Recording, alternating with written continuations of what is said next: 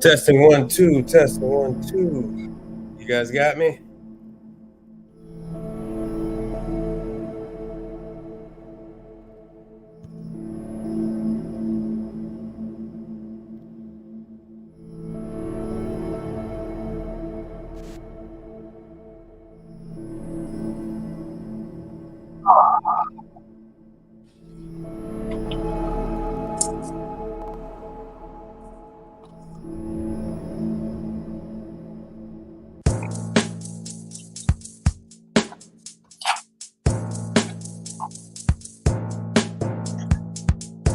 Grab this coffee.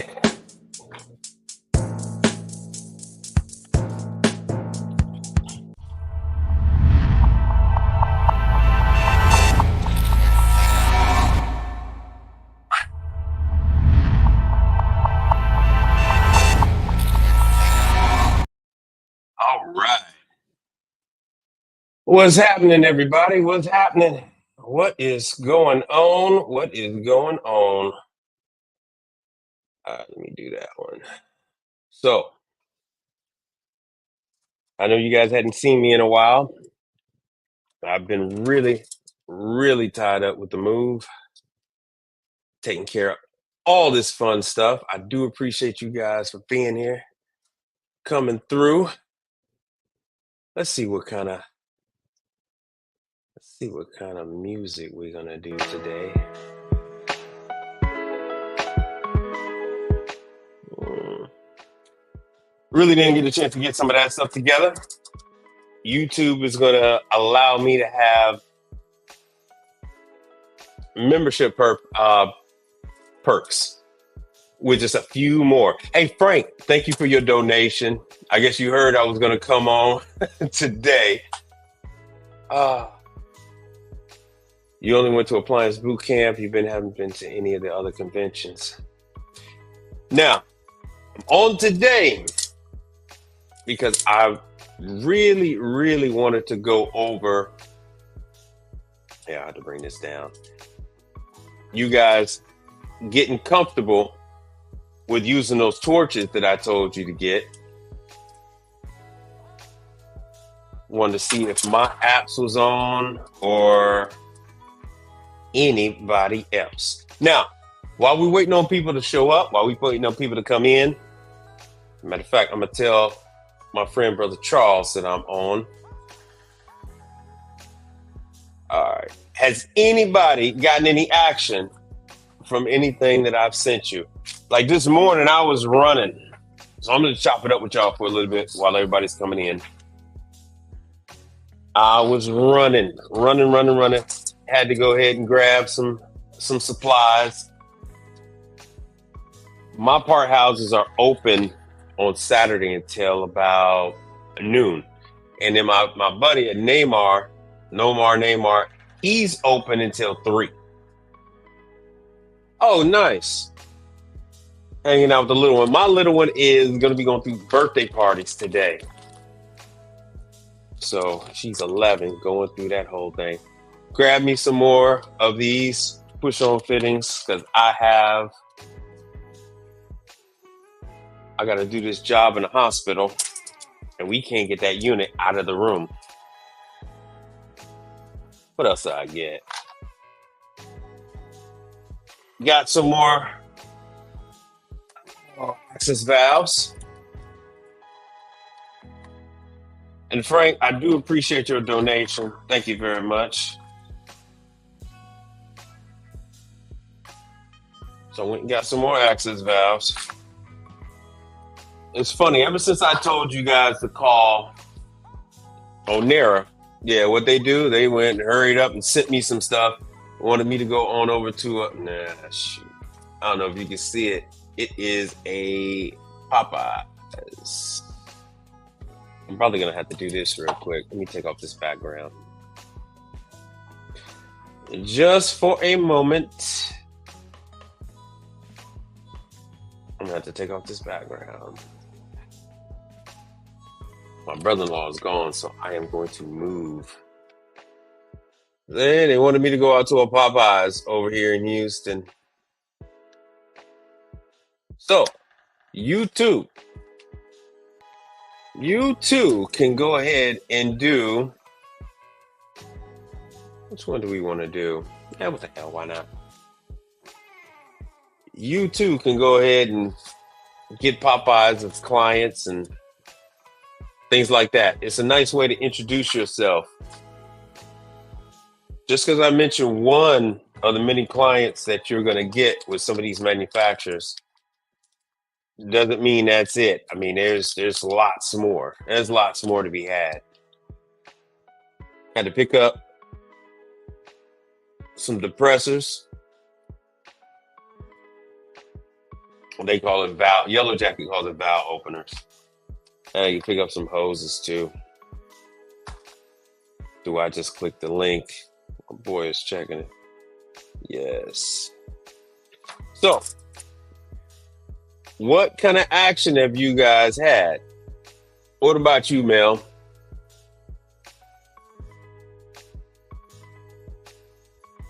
And let's see how we feel about this music here. Or do you guys want something else? It's up to you.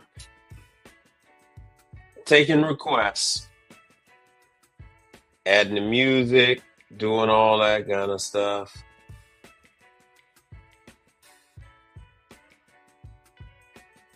I'm just waiting on you guys to come on in. We don't have the link. Hold on one second. Let me see if I can find this link. All right, Brother Frank. Oh, let me drop the link for you guys.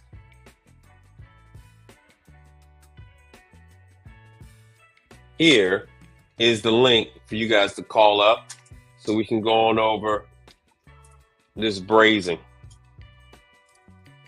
with that inexpensive turbo torch knockoff using the MAP gas.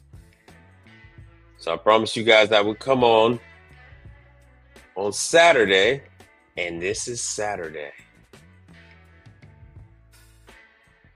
So I will be looking for you guys to pop up in the back chat.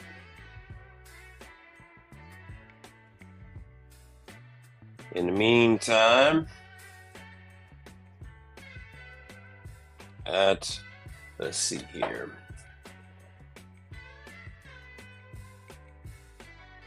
My website, not my website, but this is at Commercial Appliance on YouTube. I hope you guys will subscribe to the Instagram. Like I said before, it's a lot easier for me to do Instagram, especially when I'm out and about live. The move is crazy. I'm still in the middle of the move. I know what I can do for you guys because you guys love when I do this one. When I do show and tell.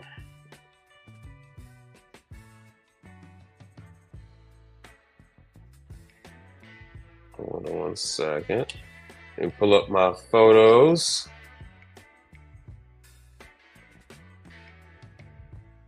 And we're going to show that. Here we go.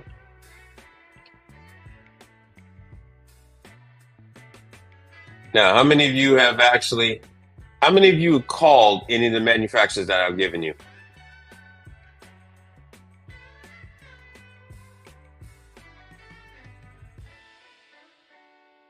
See what we got here.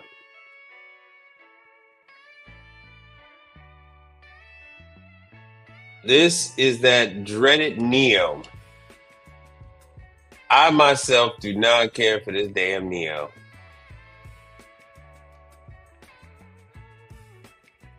It is my least favorite of all the Manitowocks. Let's see what we got here.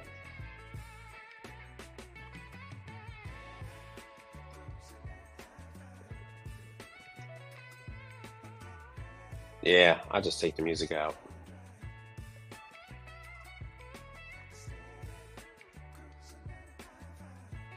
Let me bring this volume down.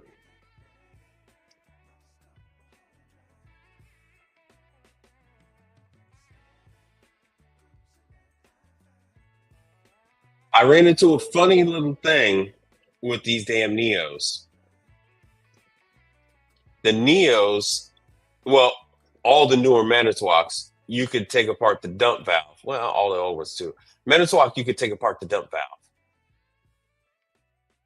Any of you familiar with the dump valve? Any of you know what that is?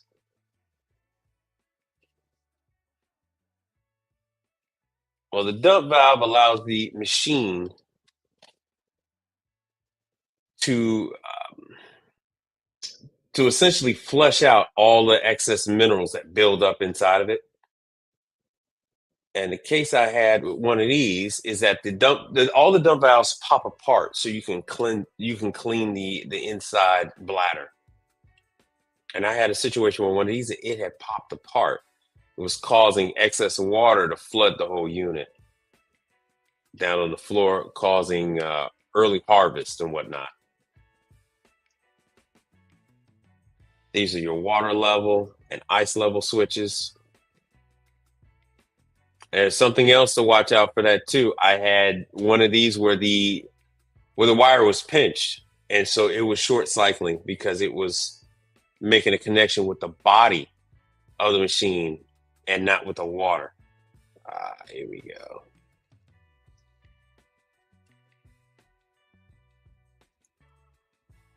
Let me see here.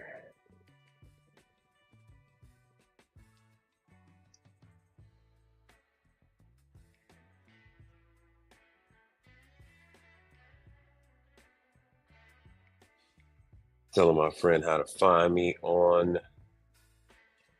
YouTube.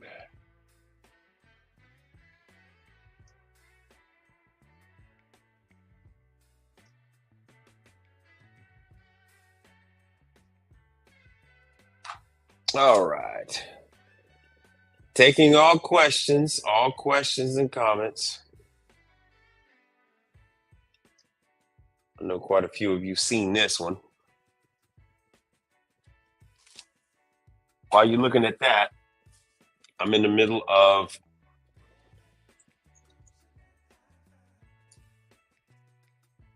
prepping the lines so that I can show you how it's supposed to be set up.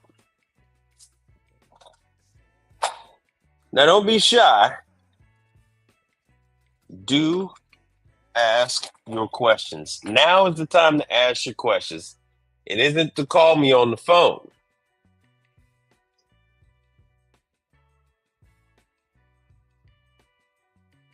Bun. All right. So you said the Bun hands-on class in Cali. Oh, it wasn't enough people. It wasn't enough people, and they canceled it. I should have advertised that class more, because realistically, that's what happens. Not enough people sign up for these classes, and then the classes get canceled. So I know there's other YouTubers that don't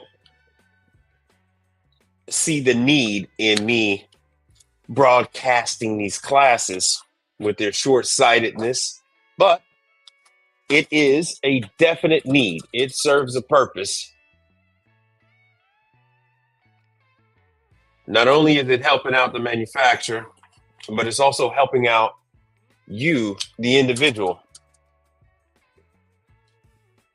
All right, let me get my lights on. I will tell you what, I'm going to try to talk to Bun and see what's up. Now, don't forget, Bun has the virtual stuff. Right. Bun has all the virtual classes.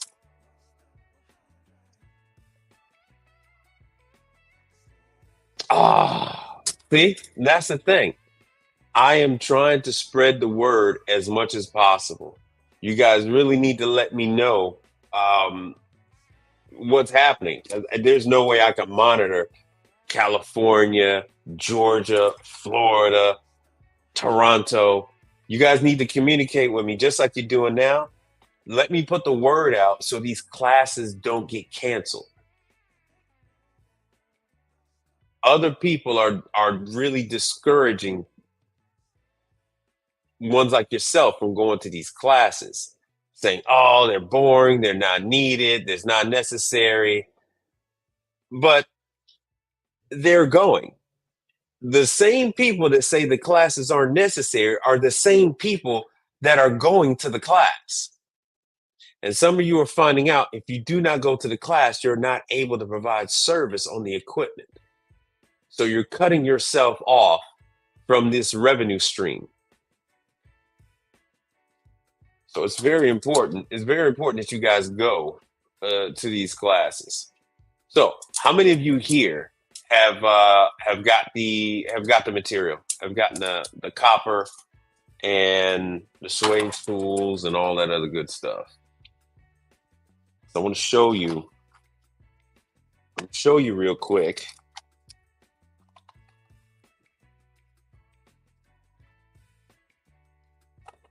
Here, live, how to have everything set up. This is not my Milwaukee stuff. You should wear gloves with this. What I'm going to do is I'm going to take off the backdrop. Let me pause this. And we'll go over this again.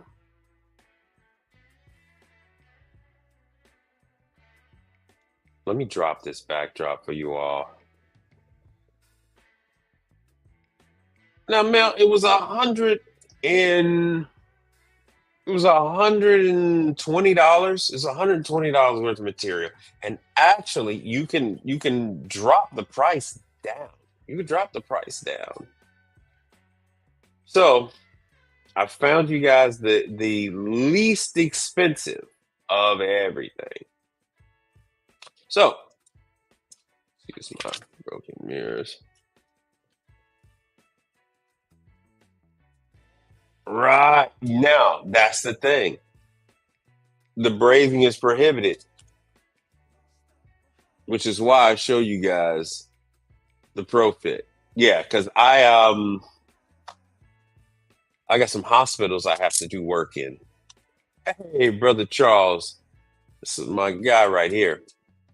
So this is what I wanted to show you guys. Oh man, I'm probably gonna have to stand up to do this.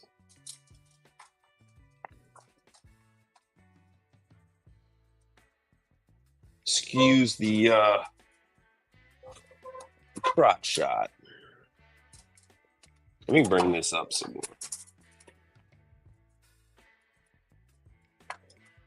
I didn't bring in my tubing cutters. I just came back.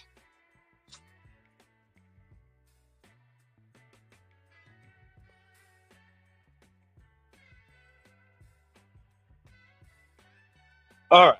Oh, damn, y'all couldn't see. Y'all couldn't see that. So, sorry about that. This is all impromptu. See that? I just made it. Now, please wear your gloves. I'm used to the heat. Please wear your gloves. Yeah. You see that? Now, this fit isn't exactly too tight because you see how curved my copper line is. This is not a straight piece of copper. It was curved. Technically, you would just cut it. Yeah, hey, a lot of oxygen. A lot of oxygen. All right. So now, because I have some people that like to go rogue. They want to go ahead and do their own thing. They want to listen to me on one or two things, and then they want to do whatever the hell they want to do. That's not cool. Just follow it from A, B to C, and then do your own jazz. Do your own jazz from there. But you can't start out, do A and B, and then say, oh man, this ain't working. Of course it's not working. You haven't followed it all the way through yet. Follow everything I got for you. Then you can go ahead and do your own thing. So as you see, that's why you use, right, that's why you got to use those fittings. Hey, newsflash.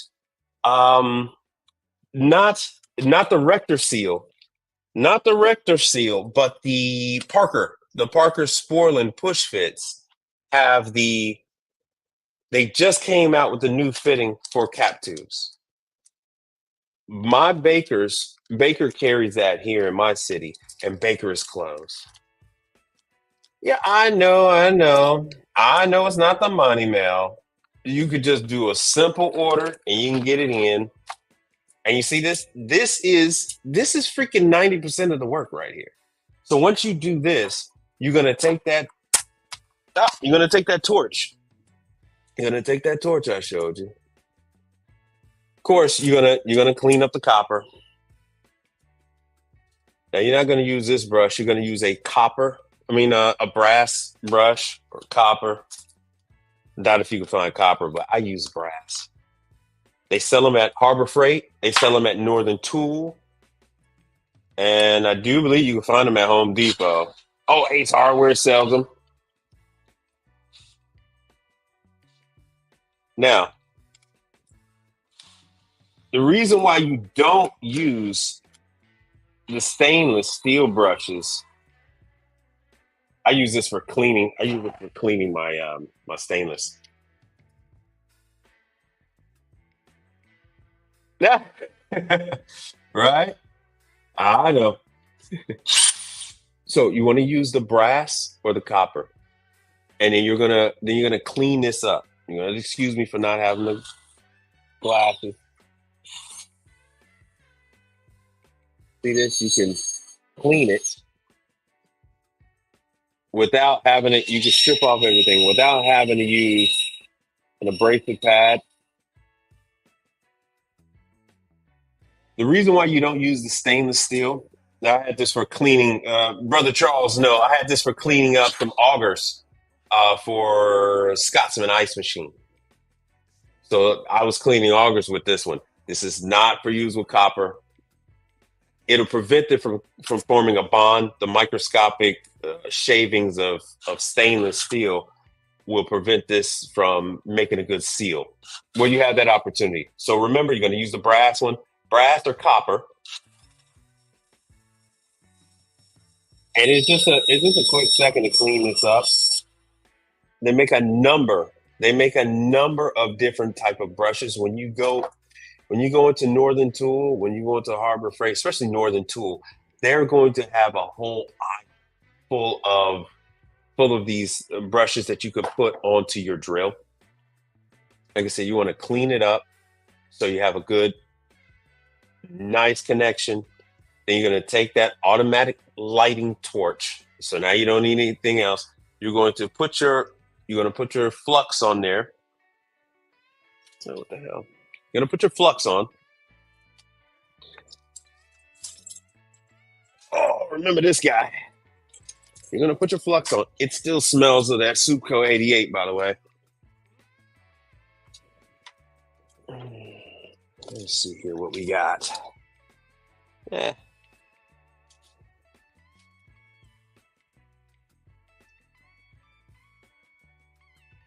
We're going to brush this. Now, this is where some people are going to have some issues. I also do the inside. This would be a much tighter fit if this line was perfectly straight, but it is not. Bring them up. The excess flux is just fine. That is all going to melt away. You're going to click the self-lighting torch attached to the map gas. That torch is the only inexpensive knockoff turbo torch that I found that works. The other ones, if you buy them, they will not get hot enough and you will have carbon buildup. And plus, it won't make a good bond. It does not get hot enough. The only one that gets hot enough is that particular torch that I've told you about. You can find it on eBay and it is on Amazon. That one gets hot enough to melt melt the filler rod. That one will get hot enough to melt the rod, and then it will go between the two. One thing to keep in mind is with this much play that I have here, it means it's going to be that much more filler metal that's going to be required to fill the gap, to fill the space.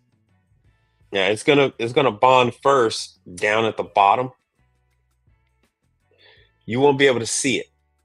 What most people do is they end up doing it until they see it up here, which means this entire section is going to end up full of filler metal, which is perfectly fine.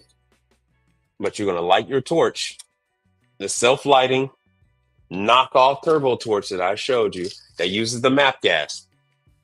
As you do it, you're going to make a slow back and forth motion between the copper that you're joining and the copper that you've added. You're going to heat them both up evenly. What that's going to do is once you make it an even heat, you're going to notice that it's going to change. The copper is going to change from this copper color to more of a reddish color. Because you're not using an acetylene torch, you're going to have to get the copper hotter. It's a much wider flame. You're dealing with commercial, not residential, so you don't have much around to worry about. At most, you might have a vinyl hose for drain, some kind of plastic drain. And in that case, that's why you use the block, the Viper Shield that I showed you. But you're just going to heat both lines.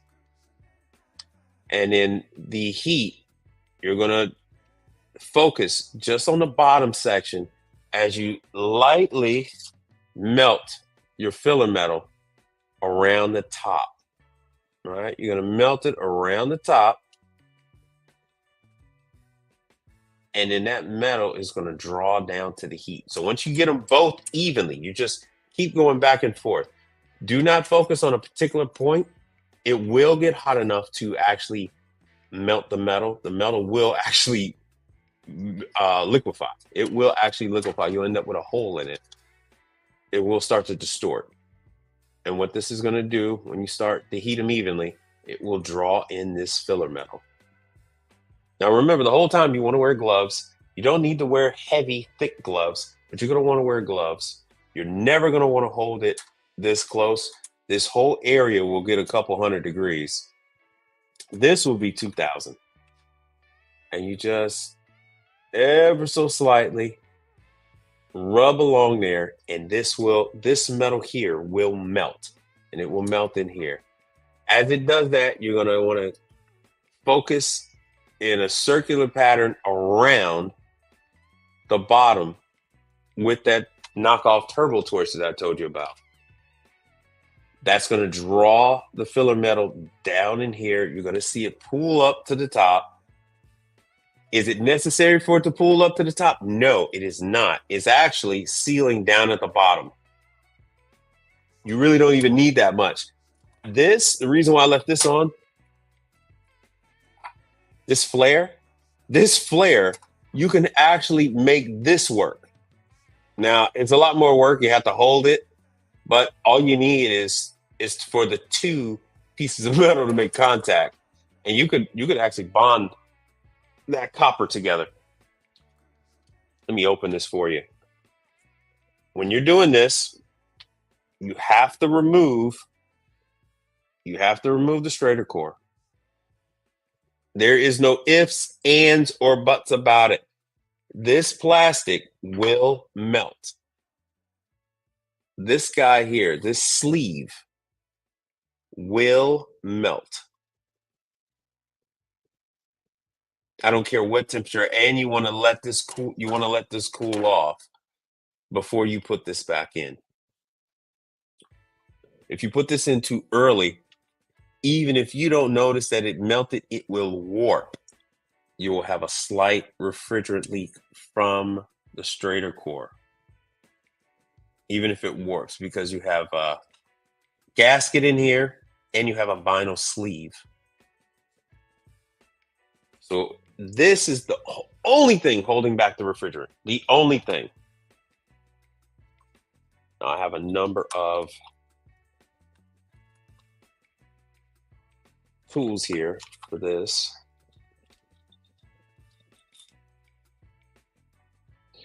Yeah, I got Brother Charles here. Now, Charles works with me on ice machines. He's here in Houston with me. We don't really get down with much of this, but see, this is a little plastic tool. And with this one, I can reinsert it. Now, the ones I'm telling you all to buy,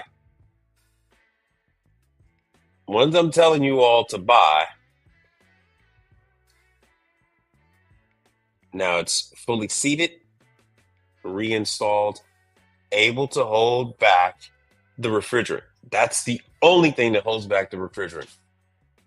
Technically, proper service technique is that technically you're supposed to change these every time you service a unit. No one ever does it, but that's the word. You're supposed to change it because there are chances of this leaking. Anytime you do a leak check, always check your valve core. If it's leaking by even a little bit, if you got even a slight bit of a bubble out of there, it's just change it. Use your valve core remover tool and change it. So, even though no one's come on, even though no one has, I don't have anybody in the back chat.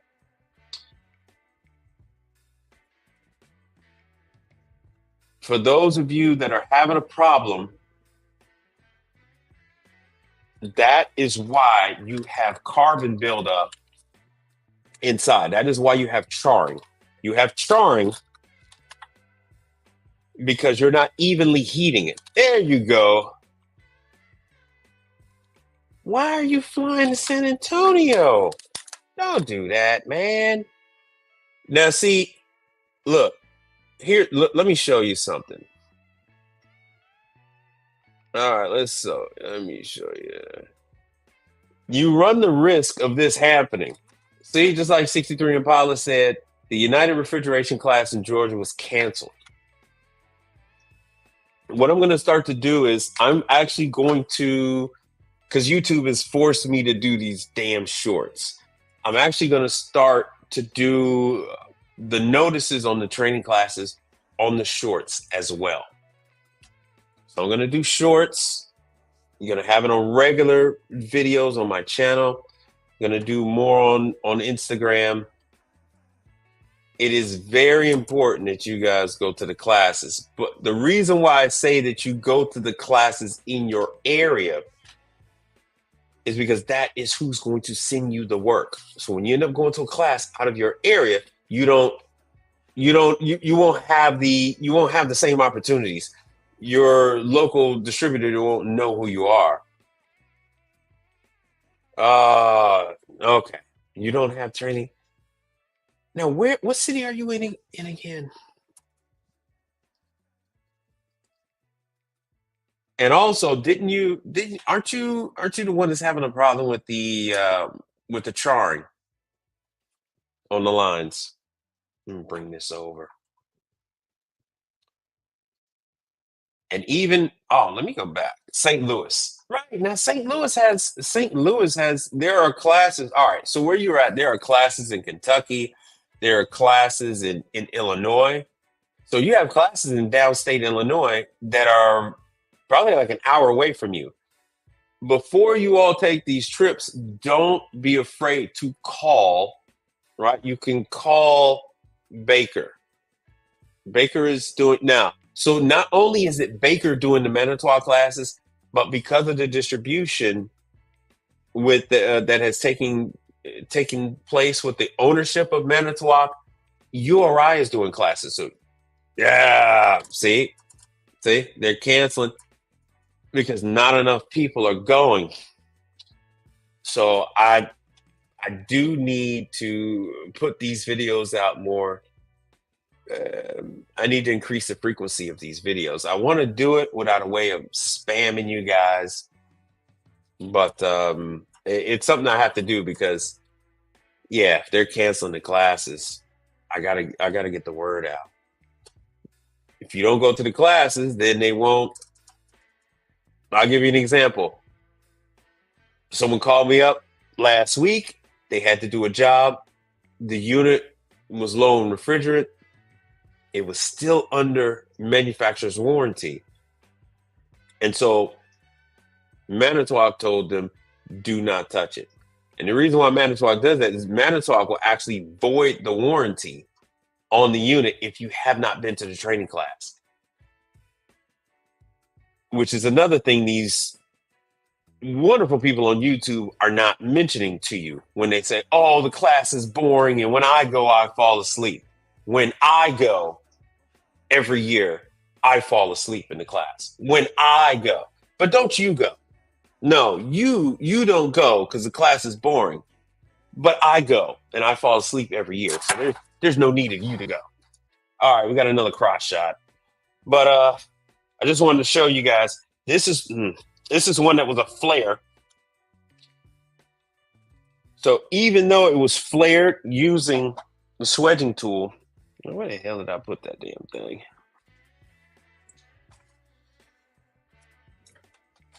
It will still work. You're just gonna have that huge lip.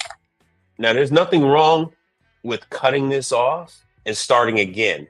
You can do that. You can cut it off and start again. Or you can leave it.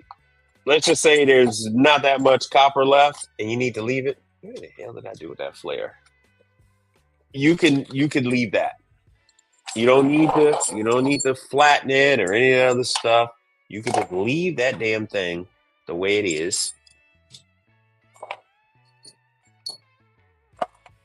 What in the world? Sorry about this, you all. I'm working on it. That's 3/8. I just had my quarter, and I don't know where my damn quarter went to.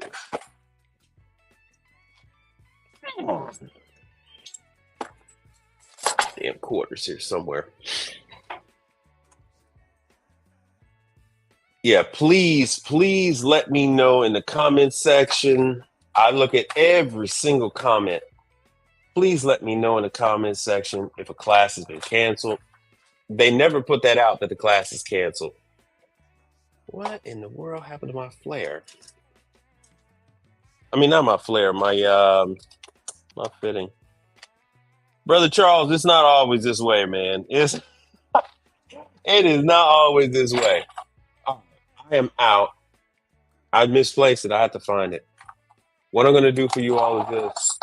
I'm just going to use that same flare fitting, and I'm just going to widen it. These suckers are labeled. So I hadn't planned on doing anything else. All right, so this is a quarter. This is my flare. Ah, found it. Found it. All right. Even if you're you're in the field. Now, one thing I need to mention to you all is when you're doing these are self-deburring fittings. These are self-deburring fittings. So even if you're doing a flare. All right, Brother Charles. Nah, I need to make that bigger. I'm just going to make it bigger. Since I found it, it rolled off onto the floor. But I was really looking, Brother Charles, what I was looking for today was I had two people that wanted to come on, and I was going to go over their technique because that's what needs to happen. They need to come online. I dropped this link. Where's the damn link at? I dropped this link for them. That link right there. Excuse me. They would turn on their camera, their phone. They would point it at this setup. Just like I told everybody, I said, have it coiled up, have it sticking up like two cobra heads. And then I'd be able to see what they're doing, and I'd be able to critique their technique. Because everything else is cake. Everything else is cake. And remember, you're going to use a glove.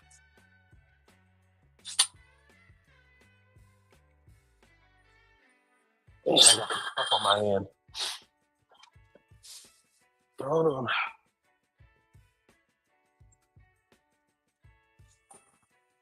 Ah, sorry about that.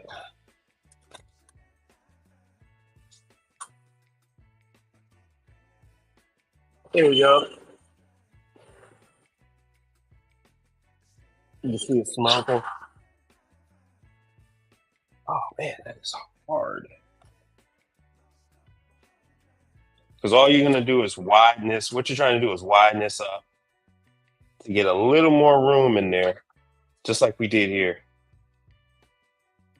So it takes the copper and widens it up.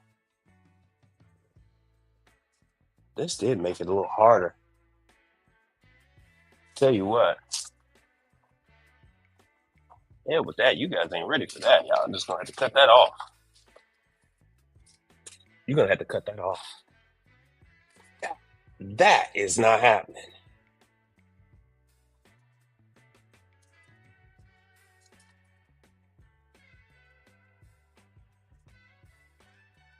I tried, but you guys ain't making. You guys at this part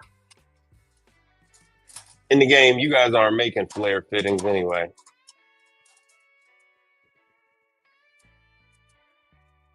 But just so you know, you could use flare fittings with these. They have a flare fitting. Matter of fact, here we go.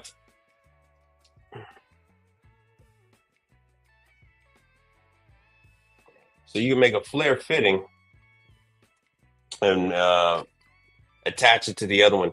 So you could do, say, for dryers. So you can add flare fittings to your lines. Let me just move this sucker.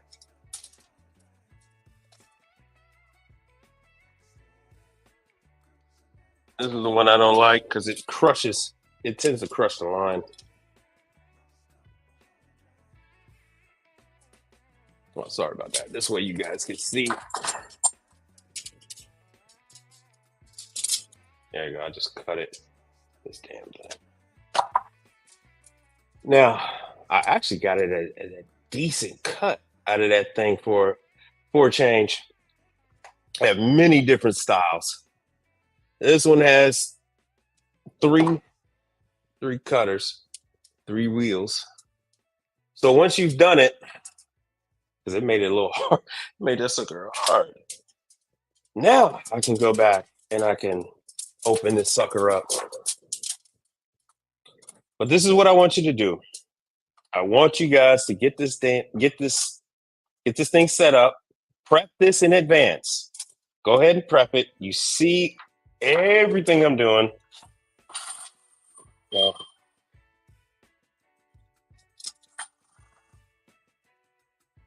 It's slipping.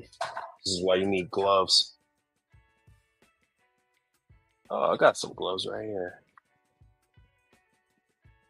Perfect.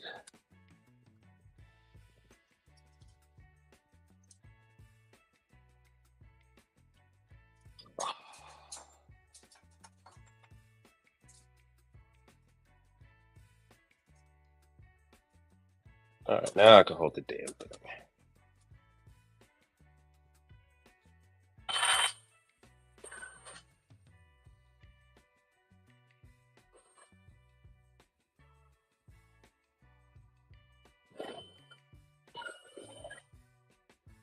So you see it?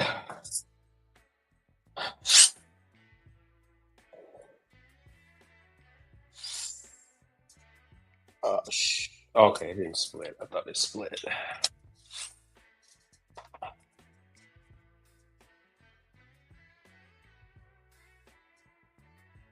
Okay. So there you go. Now,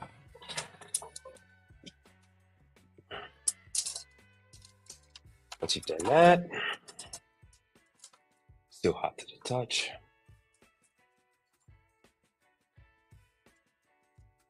There you go.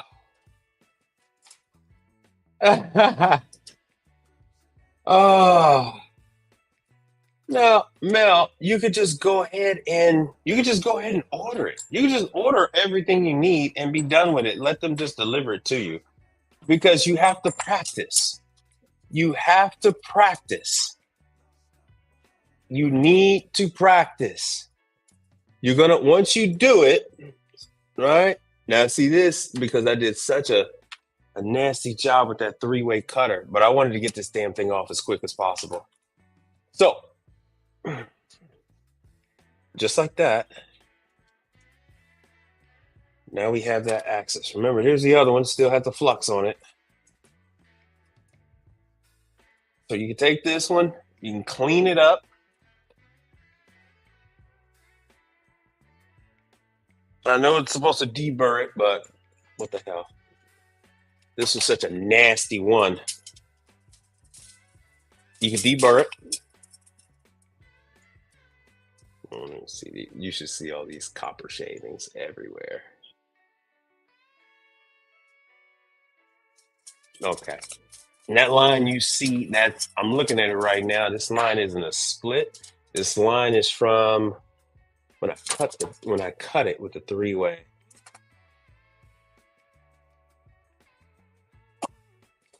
Oh, so what we got here? Yeah.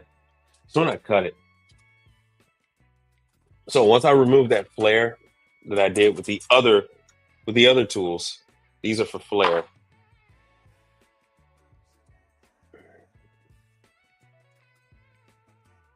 Oh, yeah.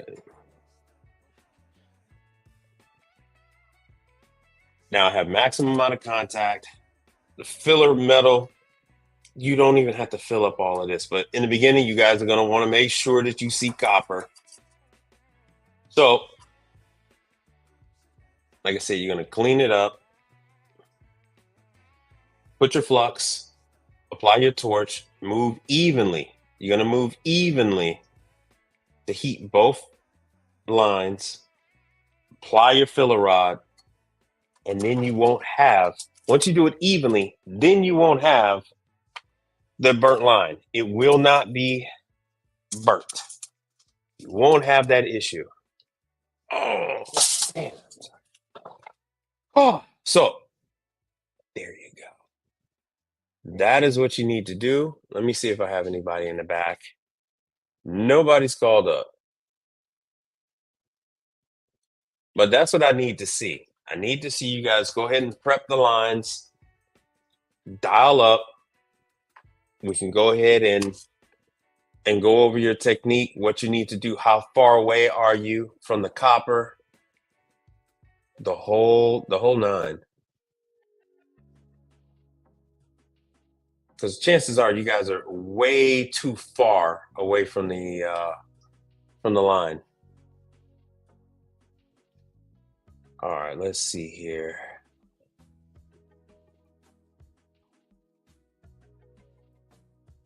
Oh, I want to show this, Brother Charles. Here's your light.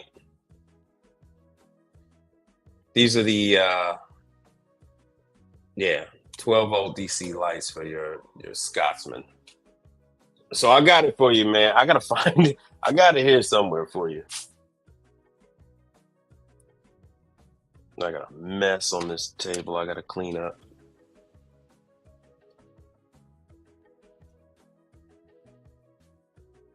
And while we're doing this, questions, comments, concerns, full nine. Let me know what you're up to. Let me know what you have questions about. Because this is a two-way situation. This isn't just me talking and you guys listening. It's fine when I'm talking about the what clients that you can expect to have, but the situation with the training, that's a whole different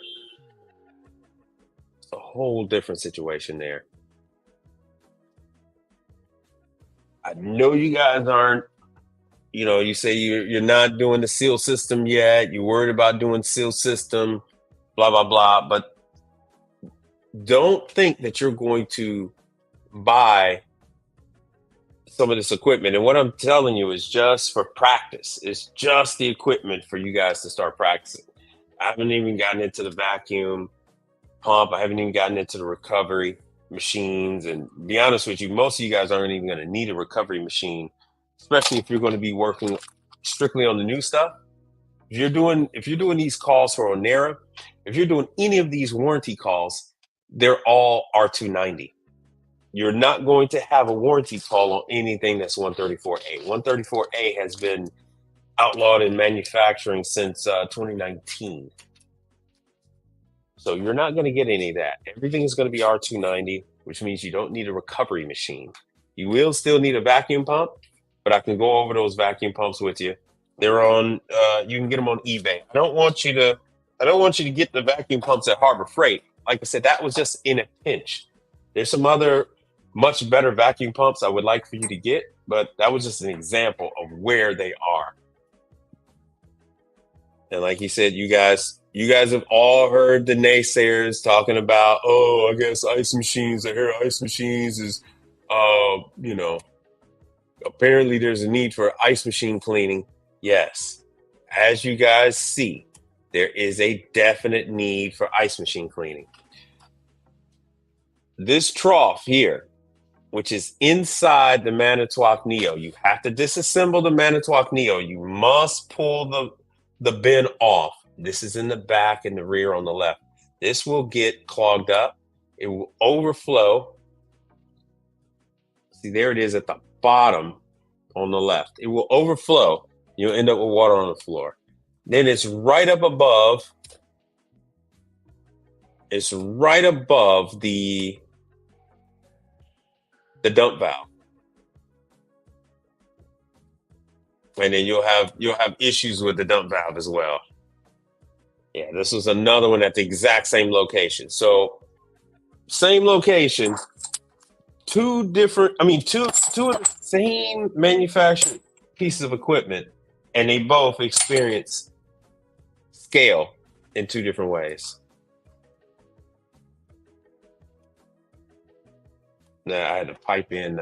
This is a unit. I had to pipe in a drain system. Their drain is about 7 or 8 feet away from the ice machine, which is a no-no. Let me see. Yeah, it works fine for the with 150. Well, the whole thing is there's an even cheaper one that is 10 times stronger for $100. 63 Impala. There's an even cheaper one that will get delivered to you for free. Let's go into that one. Let's go into that. eBay. Let's see. Vacuum pump. And let me see.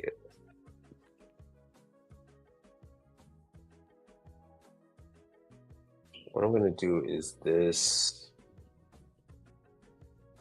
I'll have to add the screen.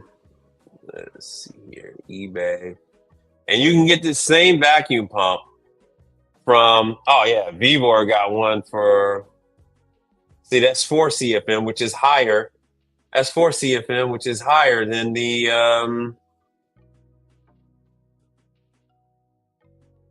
one's higher than the one at Harbor Freight. And it's 93 with the free shipping. But let me go back to the eBay. Like I said, the equipment is everywhere. I didn't really want you to buy it from there. See, here's another one. eBay, 116 bucks. And this one comes with your old school gauges and all that other stuff, some quick connects. Is it free shipping? Yeah, they got free shipping. Now, let me show you one. They got one that's like a 12 CFM.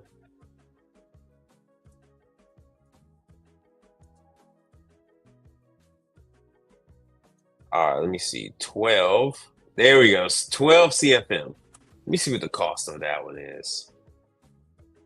See, $69. But that's a single stage. You really want a dual stage. You really want a dual stage. All right, let's see what we got here.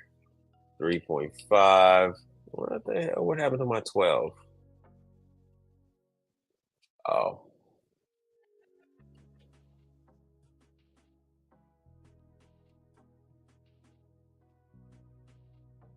I don't know why they playing these games. See, $70.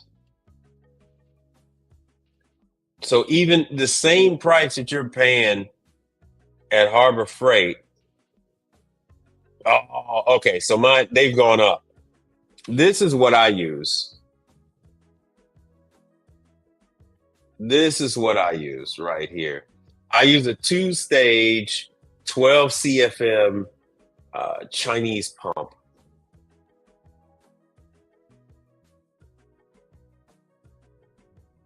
This is what I use, and I got a couple of them.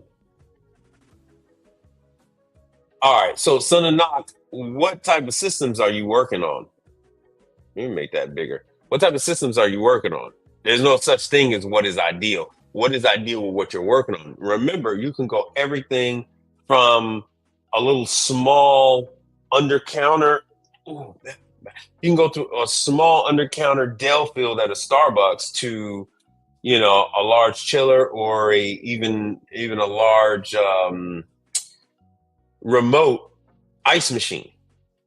So if you're even doing a large remote just residential, okay. So if you're doing just residential, man, Charles, hey, if you're doing just residential, then yeah, then a nice, 3 or 4 CFM is going to be fine. It's gonna be perfectly fine for you. But the reason why I showed you guys the stuff, it's at Harbor Freight. They had the vacuum pumps at Harbor Freight. They had the pumps at Northern Tool. They sell them in a number of places.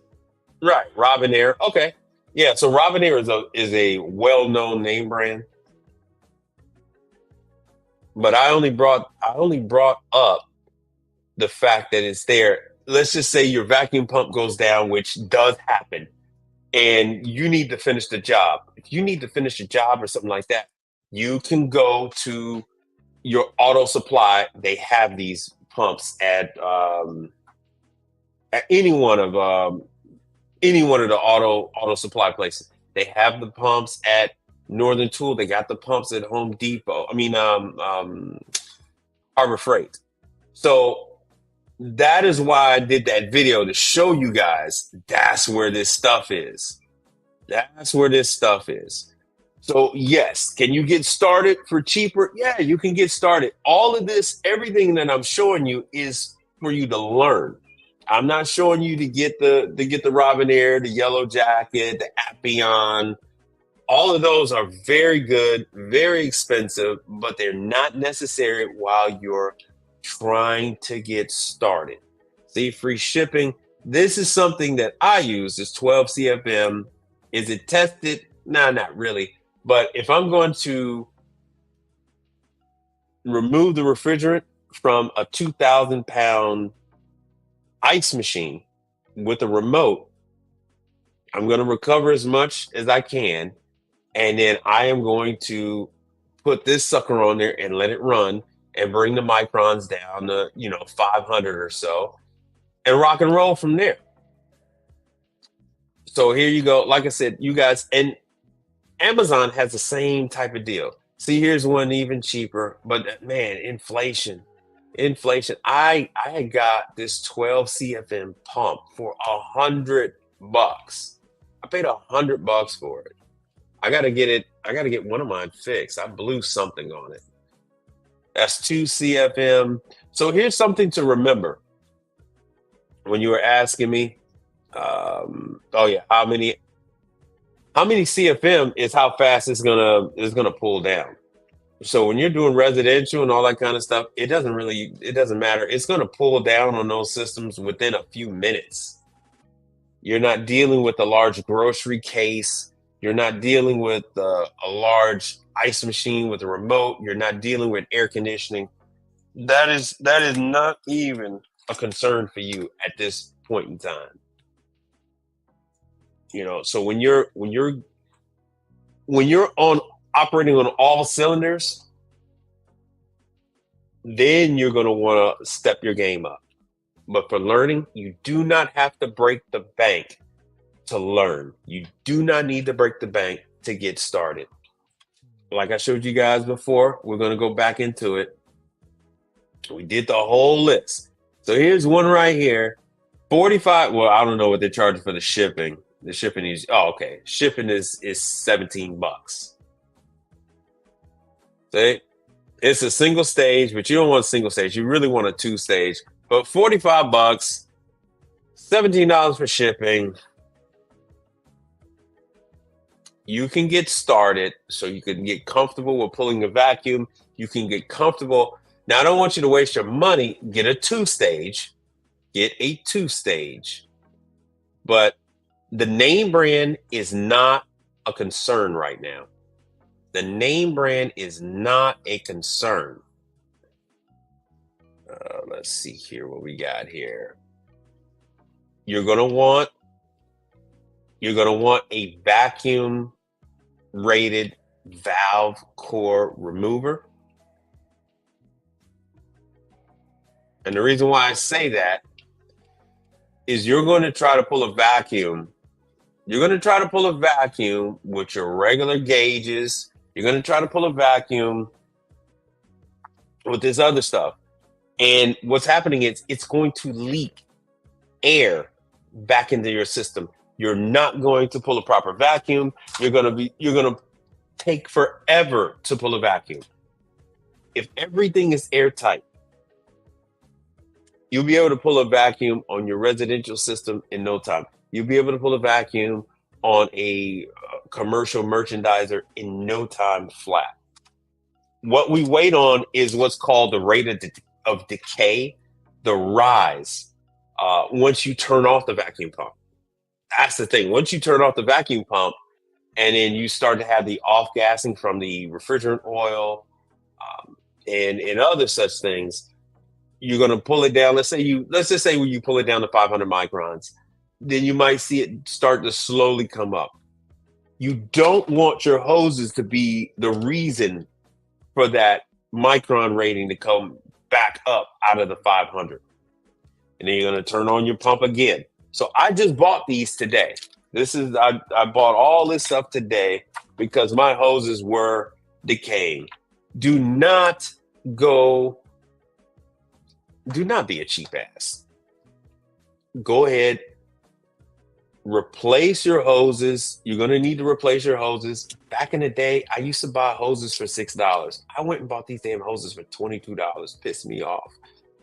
But in here, you have this gasket. That gasket will get crushed. That gasket will erode.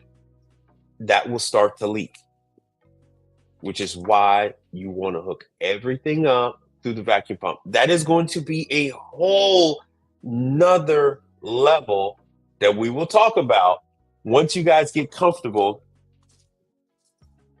with this part. Get comfortable with this. Get comfortable. Get your $10. Hey, Stroker, what's going on? Get your $10 worth of freaking copper at Home Depot or Lowe's, the refrigerant grade. And it says it right on the box. It says it right on the box. Refrigerant grade. They have M and L. You're going to want to get the soft copper refrigerant grade. And then you can go ahead and get your swedging tools. I prefer to use the spin tool. Like I said, eBay and Amazon. All this stuff is in both places. I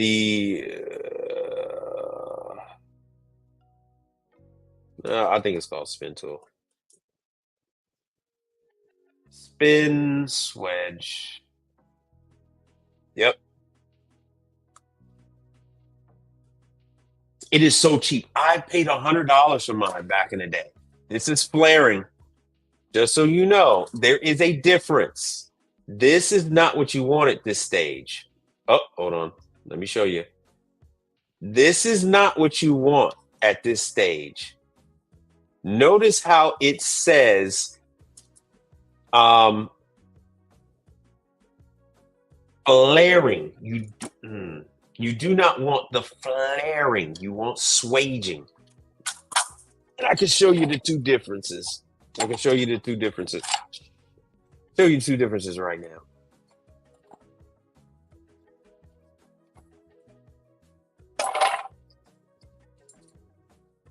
This gives you the flare that I cut off earlier because we have new people on here. This is going to create this flare. Let me see if I got another one. So the bottom rounds out the copper tubing, which creates the flare. So you're going to see the difference in the two. Swage is a straight side. Let me see if I can find it. This is what you want to give you a straight opening. This is what you want to give you a straight opening. Each one is labeled. Now let me show you what they look like. This is so you do not order the wrong thing. I do not want you ordering the wrong thing. Order exactly what I'm telling you. The names are important. See, I can't believe they have these super freaking cheap. And that's still, see, this picture is wrong. Okay. Yeah, this picture is wrong.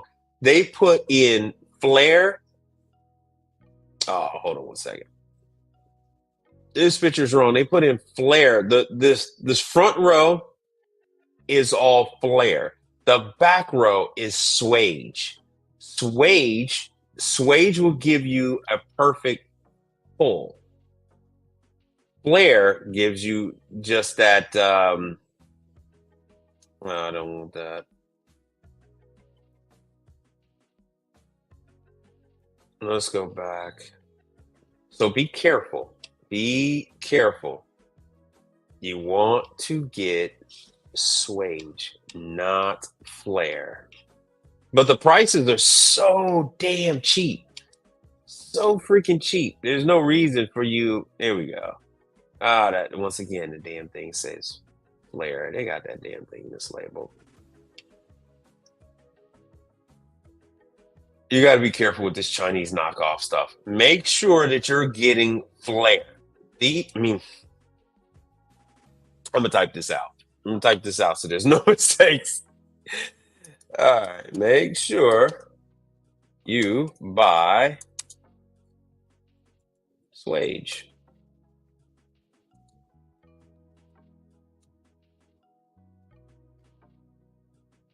Make sure you buy the damn swage fitting. And not flare. That is what you want. That is what you see. So this is what you want. You want to expand the tubing evenly. That is what you want. Let me see if we got any other good pictures. So you must be careful. So there it is right there. The guy is showing you. He's working on a split system. Technically, that's what it's supposed to give you. If you do not hold the copper perfectly straight, it will give you a slightly larger opening, which is perfectly fine. What you basically want is to be able to fit your access line inside the other piece of copper. That's it. That's all. I want you all to practice. Once you put on the access lines, then you can go ahead and hook up. You can hook up a line, and then you could put this tubing into a bucket of water, and then you can go ahead and play with your fittings and see if you have leaks. But there you are. You've seen it in real time, as messy as possible, as awkward as possible. And let me drop this. Let me see if I got you guys on here. But I want you guys to sign up with these manufacturers. I want you guys to get listed. Do not be afraid of being flooded with calls, because you will not be flooded with calls. They don't know you. They don't know what your skill level is. They're not going to do that. They're not going to flood you with calls. So that is not a rational fear that you should have. Once again, here is the link.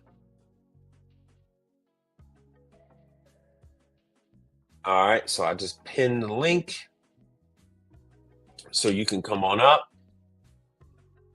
I can see how far you're holding your torch away from the lines. So I can see if you're doing this in a way that is not going to give you charring. Swage nail as a backup. All right.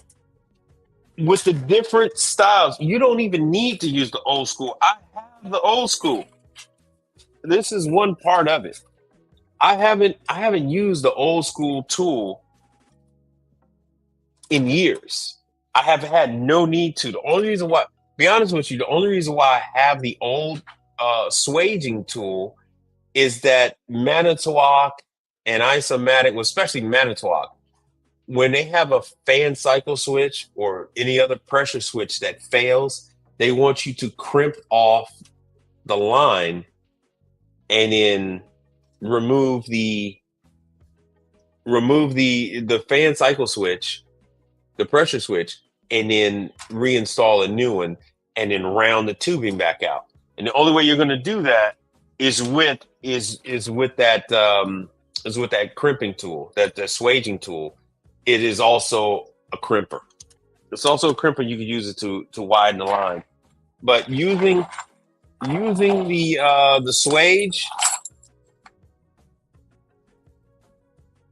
swage nail, they have a spin swage nail.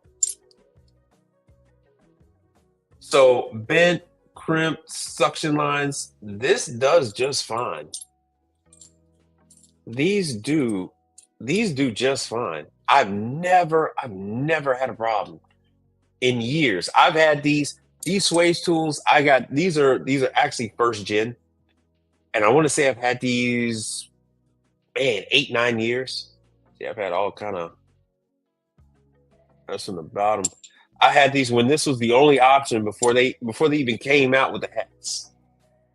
When these were $100, when these only came in a set of 4, I had bought these long time ago. But hey, Untamed Tango, for the average person, especially for these guys that are just learning, this is going to be perfectly fine. This $10 coil of copper, $10 coil of refrigerant copper that you could buy at Home Depot, you could buy at Lowe's, you could buy at Ace Hardware. $10. Hey, Derek, what's happening? This $10, as you see, you can get those flare, you can get those swage spin tools for less than $30. You can get those using your drill. Hell, this ain't even my regular drill. This is what I use at the house. This is a Craftsman that I got. Use that. It'll go ahead and make that opening just fine. The next step will be to check for leaks. You could take it, flatten it just like I did here. You can put in a little bit of water. You can attach your hose. Then you can go ahead and add pressure to it.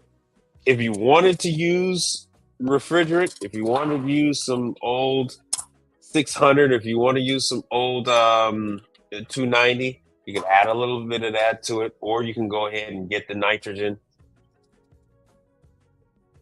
put a little bit in there, and then you'll see if you're soldering, if you're swaging, and then your brazing is going to hold up, and see what you need to improve on.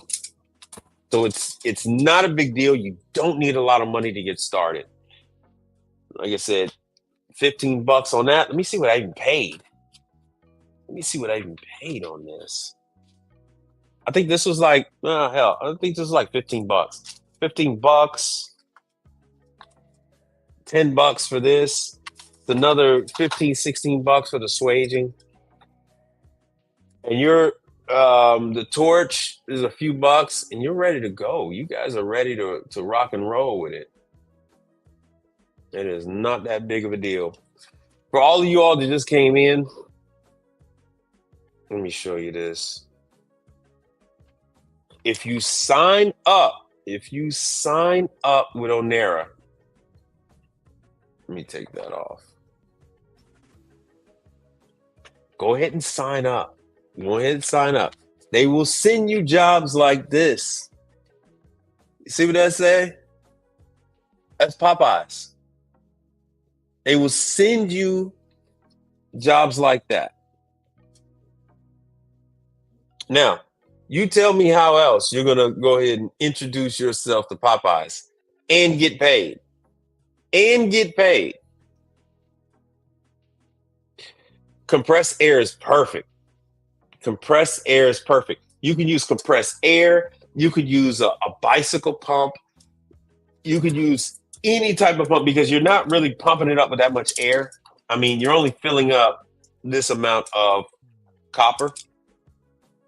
So you're gonna pump it up, and then you'll be able to see if you have any leaks, and you have this under the water. So you're not wasting money on sprays or any of that. You don't have to buy a leak detector, none of that stuff. You're just learning. All you need to do, all you're doing is checking your work. All you're doing is checking your work. Once you swage these, like I said, you're going to put your flux on there. You're going to heat it up evenly, both metals evenly. Then once you start to melt, wherever you place your heat, that is where the filler metal will gravitate toward. That's what's going to draw in that filler metal. Right? You guys are supposed to call up. I'm waiting on you. Nobody's called up.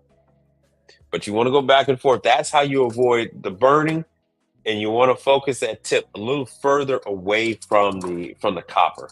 But I need to see you with your flame pattern on the copper. But once again, I'm going to show you. Let's go in here. Do not think that you are going to get flooded with calls. Once again, what's the date on this? Okay. I just rejected this. I rejected this. See, I just got this on the 6th. Right? Popeyes. Right? Popeyes. So I have the manager's information, the manager's phone number. I had to blur that out for you guys. So here, I am being introduced to this chain as the expert. I'm being sent out to this chain. Now this chain has my name, my phone number, all this other information. I'm fixing this unit. So as long as they have that unit, they're going to call me. Once they see my work, once I'm already there, now I am another option for that location. These chains don't just own, these franchise owners just don't own one location. For me, all right, so why did I reject it? I am not doing these. I'm not doing these right now.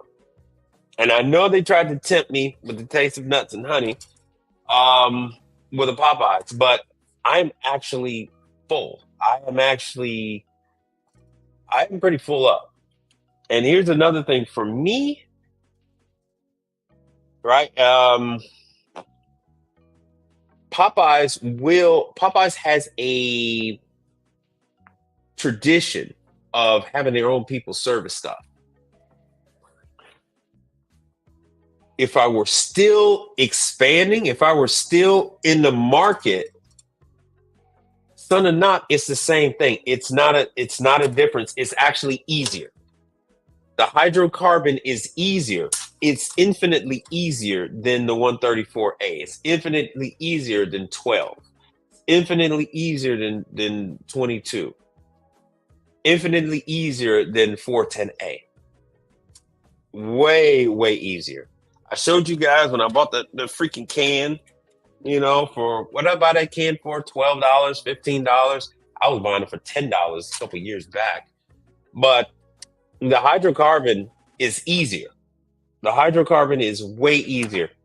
With the hydrocarbon, you can go to Lowe's, Ace Hardware, and you can buy a simple propane or just a simple gas leak detector for $10, $12, because that's what it is. That's what the hydrocarbon is.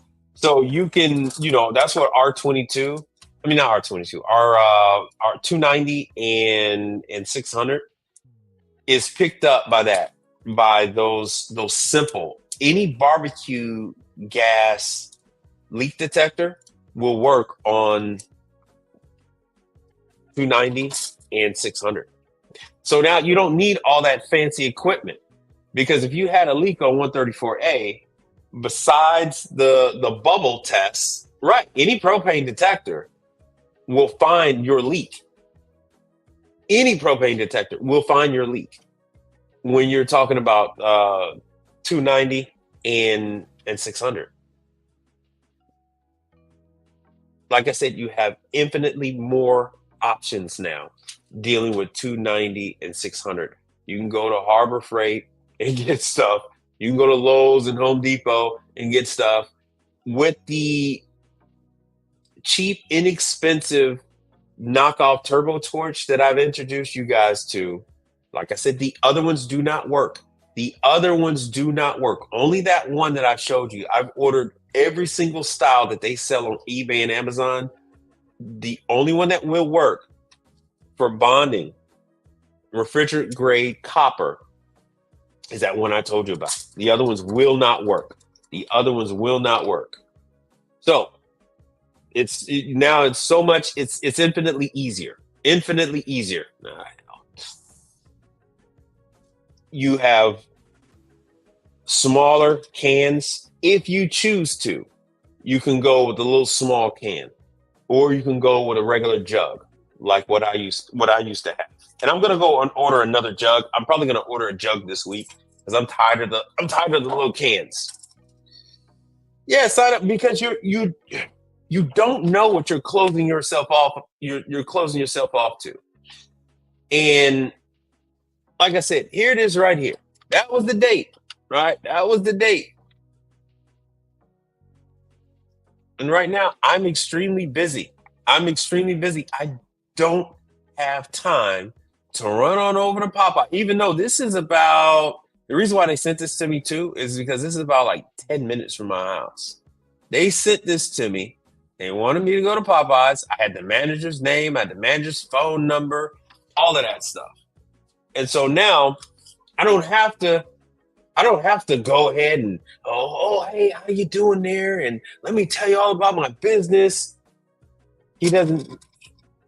That's not even a barrier.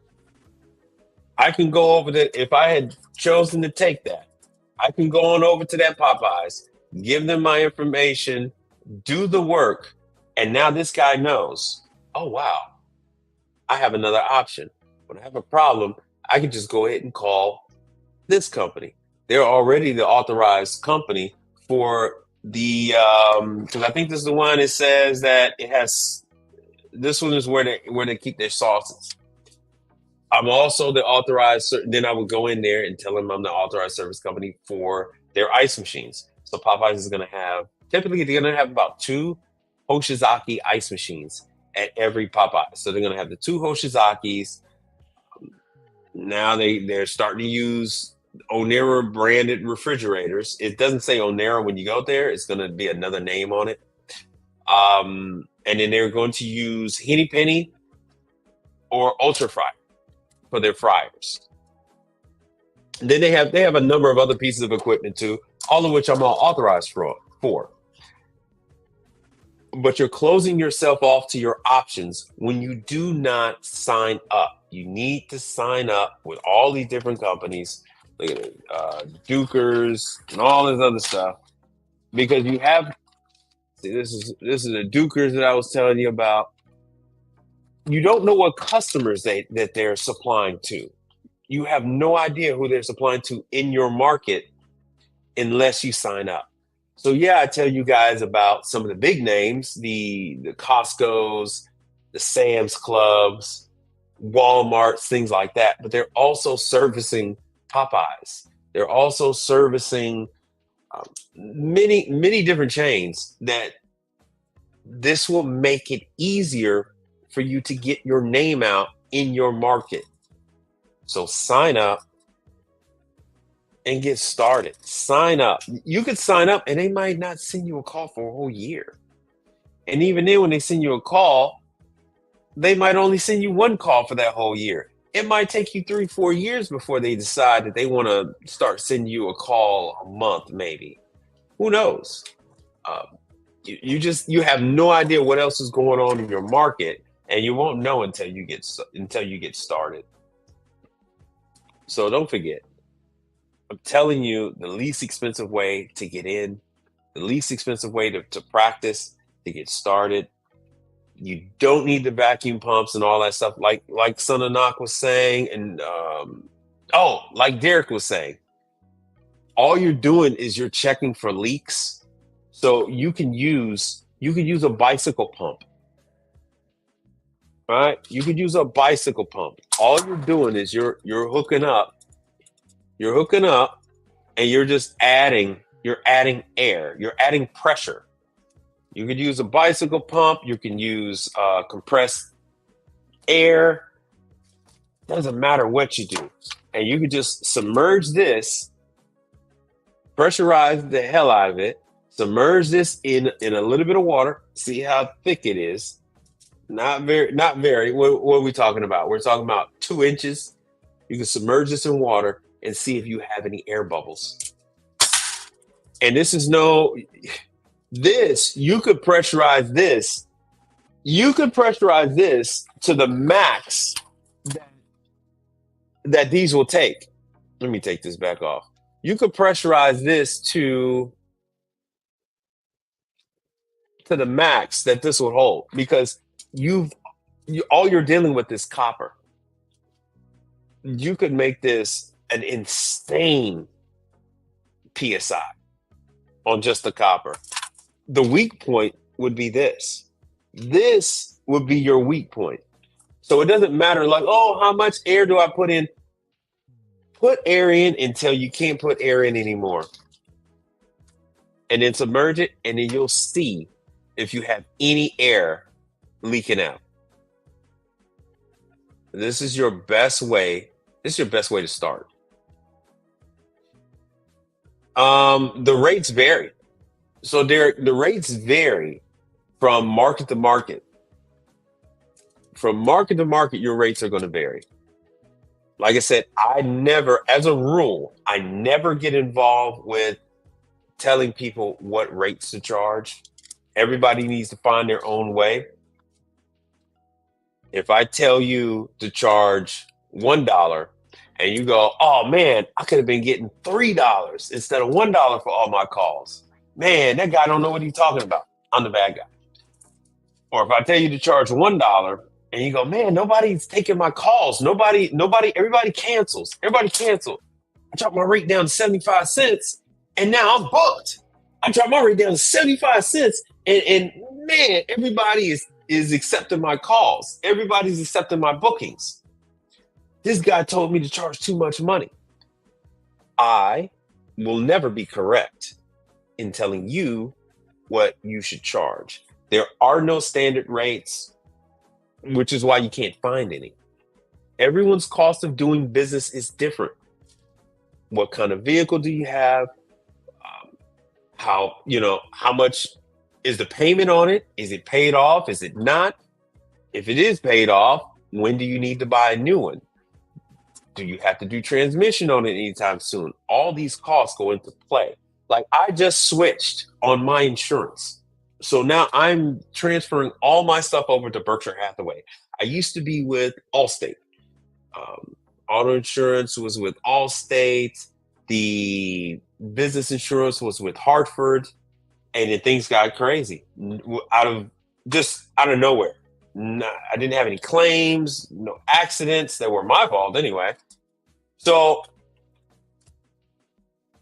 everything went up, and I called. I just saw an ad for Berkshire Hathaway, and Berkshire Hathaway is rolling everything into one policy for the vehicle, for workman's comp, and all of that. They said if I ever temporarily use any employees, to give them a call, I have coverage for that. I just have to call them and let them know, and then I have to give them like copies of the 1099s and stuff like that, and then I'm all set. And I'm all set. So I'm actually covered against injury and all that kind of stuff if I hire anybody. So it's pretty nice. It's pretty nice. Oh, you had to leave. Why'd you have to leave? Because my prices were super high with the Hartford and Allstate. So I'm gonna give them a try. I'm gonna give them a try and see how this goes. So I just made the first payment to Berkshire Hathaway. So we'll see how that goes. But they're covering a lot more than what I had with the other ones. Even though I'm doing less, I'm doing the dollar amount coverage is less. Like I said, my coverage was like $9 million on that.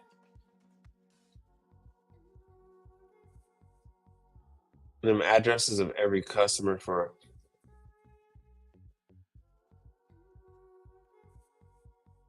well, yeah, they have to. Everybody does that. Everybody does that. Everybody does that. All that's standard practice. To be honest with you. For the addition, if they are additionally insured, if they're not, they don't have to do. They don't have to add them, but they have to do that. Everybody has. You're going to find that out. You go with the Hartford or anybody else. If they are additionally insured, which means they're actually listed on your insurance. Oh man, I wish I had one. At the very bottom of every COI, at the very bottom, I have the name and the address for every location. Yes, yes, that is a must. You have to have that. How many jobs in a week? Ugh, I don't know. It all depends. It all depends on the job. I could do one job for 2, 3 days.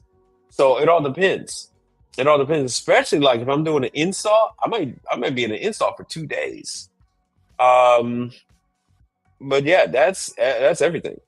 But stroke of reviews, I'm a person that does installs. I'm a person that does hot side. I do cold, and I do what I like to call wet, which is I do laundry as well. So on the commercial side, and one second, I got way too many things open.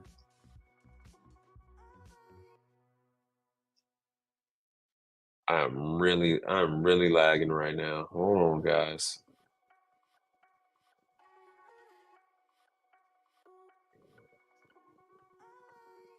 All right, let me see if we're back.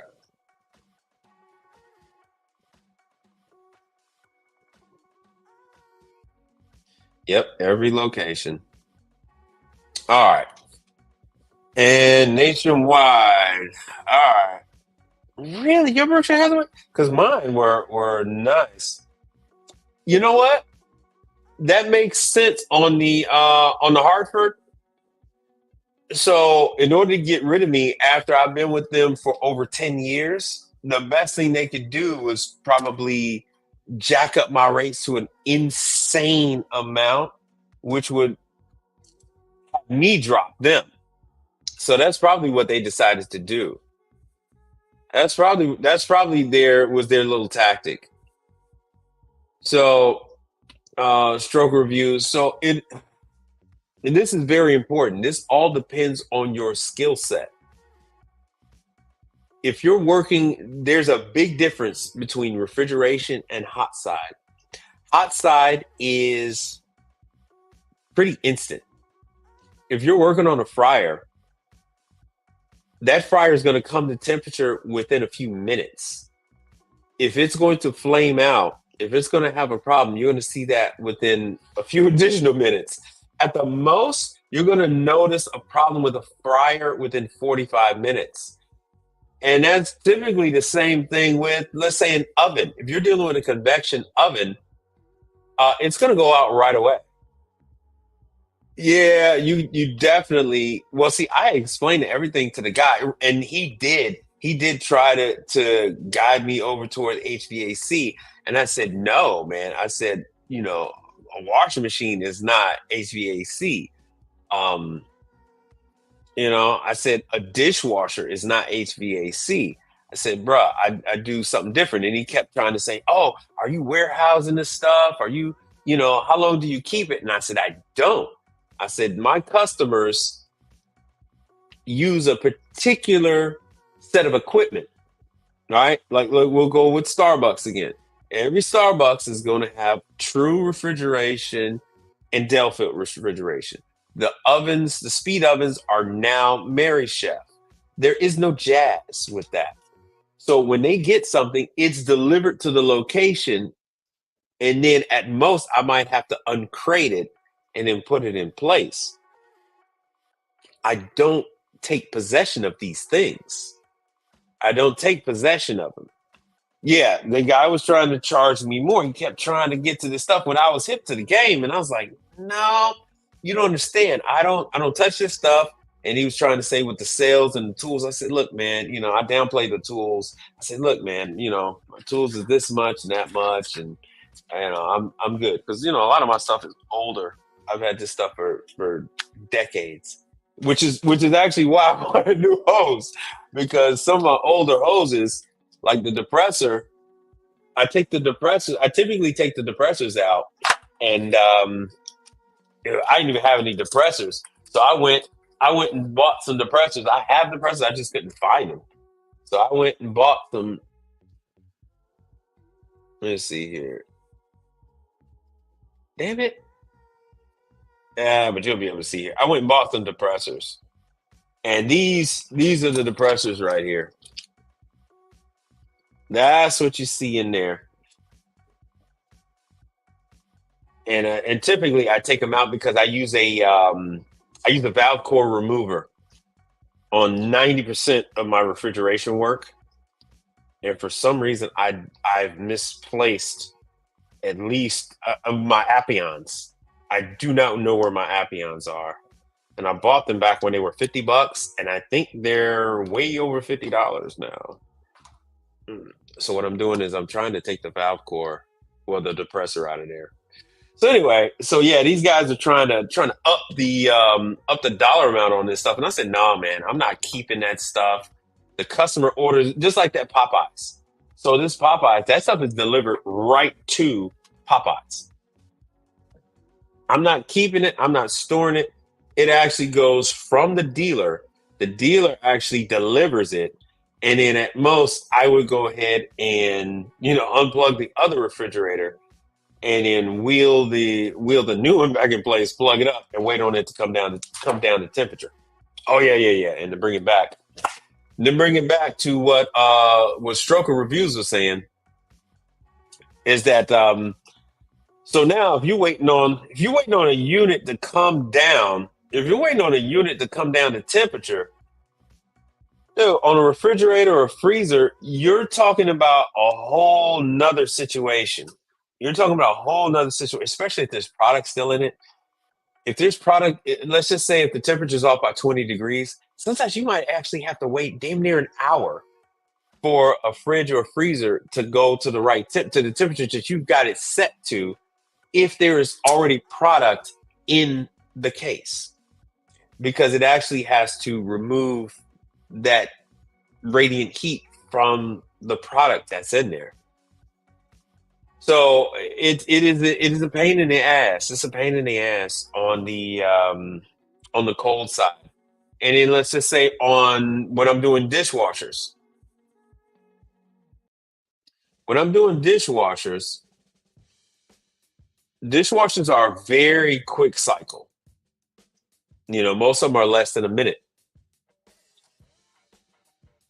So dishwashers for me are a very quick thing. I can go in and make most adjustments on a dishwasher within a few minutes, and I'm out the door.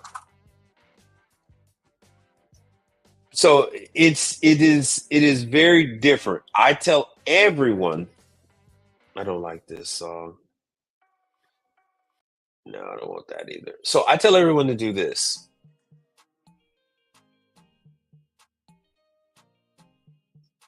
Hold on a second here. And what I'm doing right now, what you guys can see, I'm closing. I got like 30 damn tabs open, and it is really slowing me down. So let's see here. Labor rate, Delfield.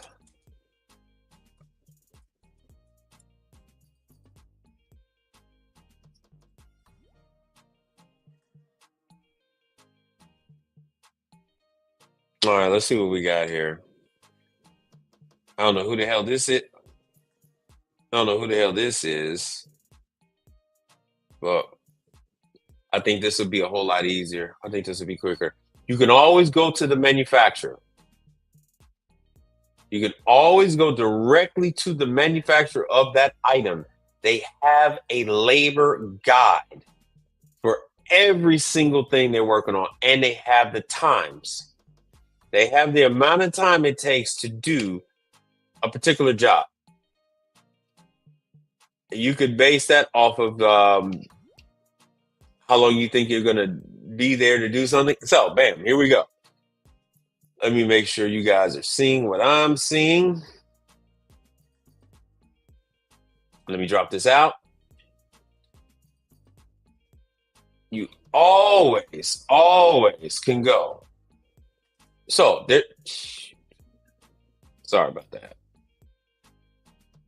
So, like Delfield. Delfield says, wow, they're actually playing travel. Delfield's kind of difficult to deal with.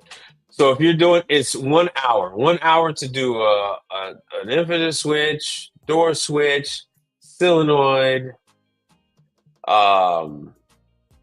defrost timer,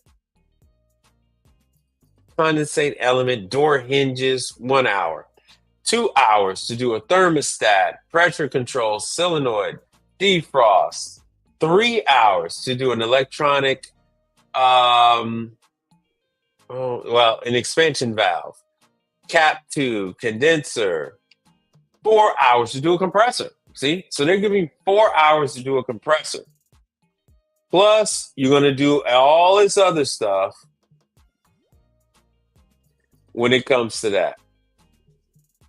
Right? So, that loosely, that's for the actual job. That is not the diagnosing period. That is not covering the amount of time it takes you to get to the location. That is not covering the amount of time it takes you once you're in the facility. So if you're in the facility, let's just say it's the Popeyes. Let's just say it's the Popeyes. And I got to go to the Popeyes and they say, oh, hold on. We want to wait until this rush is over with. Can you wait? Let's say, all right, fine. And the rush takes 30 minutes. I need to bill them for that 30 minutes. Then I get started. Then I got to pull it out. Maybe we got to pull product out of that refrigerator, so on and so forth. All of that is an additional charge. And so let me give you an example of what one of my competitors is charging. One of my competitors is doing a 4-hour minimum, right? Not maximum, a 4-hour minimum. So they're charging for the time it takes the tech to get from where they are, whether it's their home, or whether it's a job, from the time it takes them to leave from where they are to get to the customer, that is a charge. Then there's a charge for being there, for showing up. That's a charge. Then there is a 4 hour minimum. 4 hour minimum. So they're spending the time to diagnose the unit. They're going to test it. Then they're going to look up parts. They're going to prepare an estimate, all while they're there at the customer. That's what the 4 hours is about. And then let's just say they do that in an hour and 30 minutes. Well, guess what? They're still going to sit there for 4 freaking hours. They're going to sit there for 4 freaking hours. So that is what some of these other guys are doing. That's the situation. So how many jobs I do in a week? I don't know. I be honest with you, I really don't know. I'm just trying to get to. I just take them as they come. I don't even think about it. To be honest with you, I don't even think about it. It's very bad for your business to try to compare yourself to an established operation. I would not do that. I would definitely not do that. And I definitely wouldn't try to compare my prices with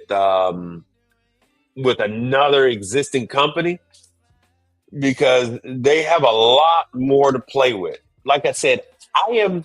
Are you turning down Popeyes? Because I'm turning down Popeyes. All right, here's the proof right here. I'm turning down Popeyes. Yeah, it's thousands of dollars on a job. So you're not exactly racing to get out of there, because if you leave prematurely and you have a leak, then you got to go back. If you're putting in a blower motor on a convection fan, on a convection oven, and you don't, let's just say the door switch, and you don't secure the door switch, and the door switch is loose, now you have to go back because they say, hey, the fan switch isn't working again. And you go, what the hell? I wired it up and all that other stuff. You're like, man, what the hell can it be? And you go over there, and the door switch just is just not strong enough to push in the contact to turn on the convection fan motor. So without that, the oven doesn't work. Now you got to go back after you spent an hour putting on that freaking motor, or who knows how long it takes you. So it is not a race. If you race, you're going to lose. If you race, you are going to lose. Vulcan oven.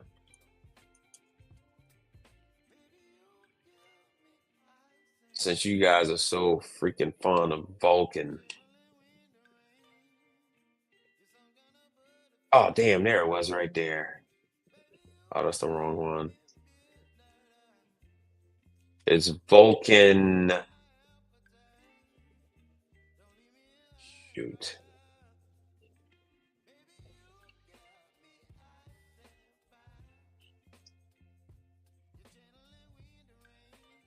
Sorry about that. I have a lot of stuff pulling. I have to close a lot of stuff. I got a lot of stuff pulling on my internet right now. So every single manufacturer has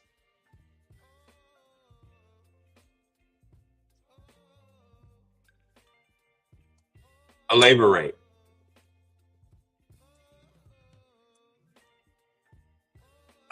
Let's see here.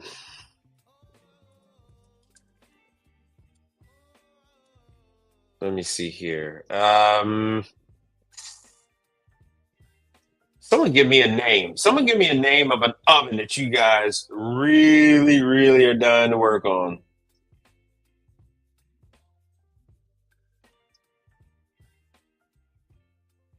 Sorry, I got a whole bunch of stuff on here I'm working on, and I'm trying to cut down on all this stuff.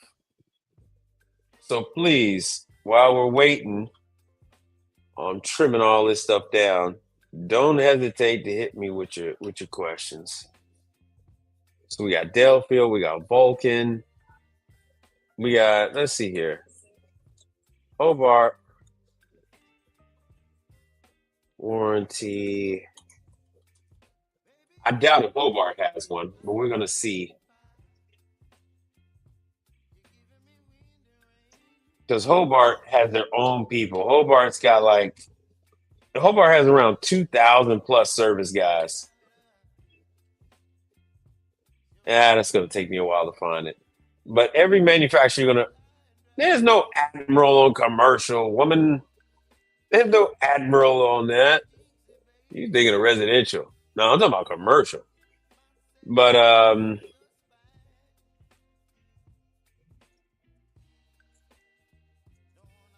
let's see here. But every manufacturer has one.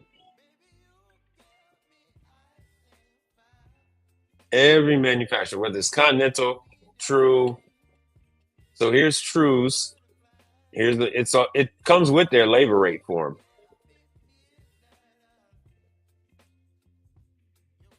Man, my stuff is really dragging. I'm just gonna have to reload all of this stuff.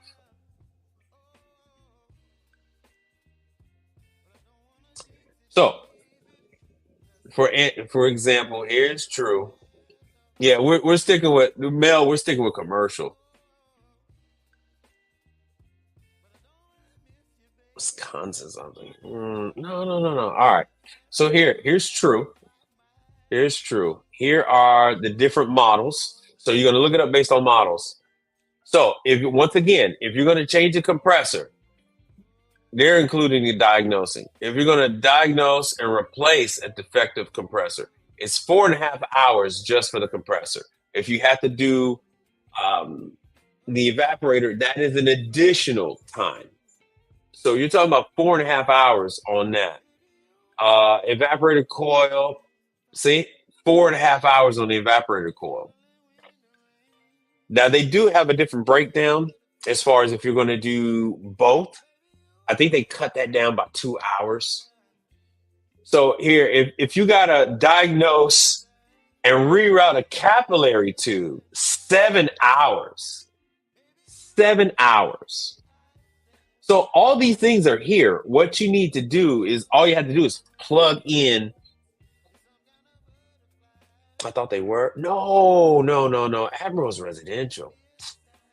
So all your stuff is here. You don't have to reinvent the wheel. And this is an excellent tool to use when you have that customer like, oh, why is this so much? Here is what the manufacturer says it is. If you got a problem with it, call them up. So if they say, oh, wow, yeah. So here it is right there. This does not include your travel time. This does not include your service call fee. This does not include you pulling a unit out. Let me make this bigger. Here, right here. I do a door quicker than this, but diagnose and replace the door, 1 hour and a half. Diagnose and replace the door tension springs and all the cartridge. Okay, so the cartridge is a much different thing than just the replace the doors. So if you're going to replace the door that already has the cartridge in it, it's an hour and a half. If you're going to do the door cartridge, that's 2 hours. Let me see if you guys saw me do that.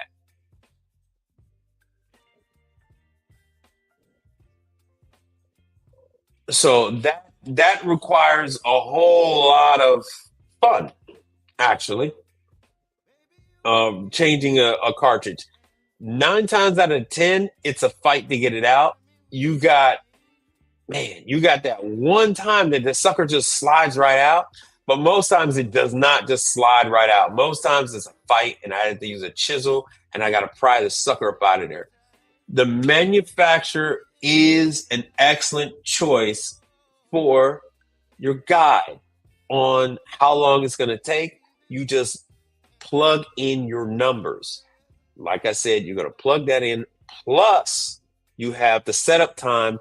Plus, you have your breakdown. I mean, you're going to have to put everything back. That's not included in that hour. In that 2 hours for the door, when you have to put all your stuff back, and when you're closing up, when you're writing the ticket, the other guys, they're still billing for that.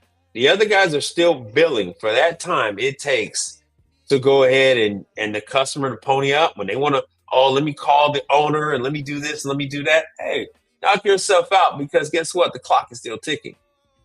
Tell you pony up, the clock is still ticking. Well,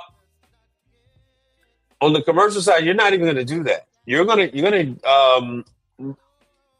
90% of my competitors have the credit card on file. 90%. And I'm saying 90% to be for that 10% error, because I don't know of any of my competitors that takes check. I don't know of any of my competitors that do not take a credit card on file.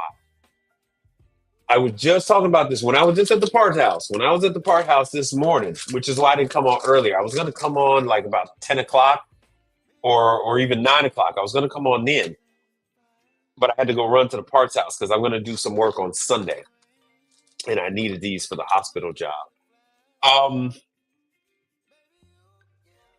We're in a condition.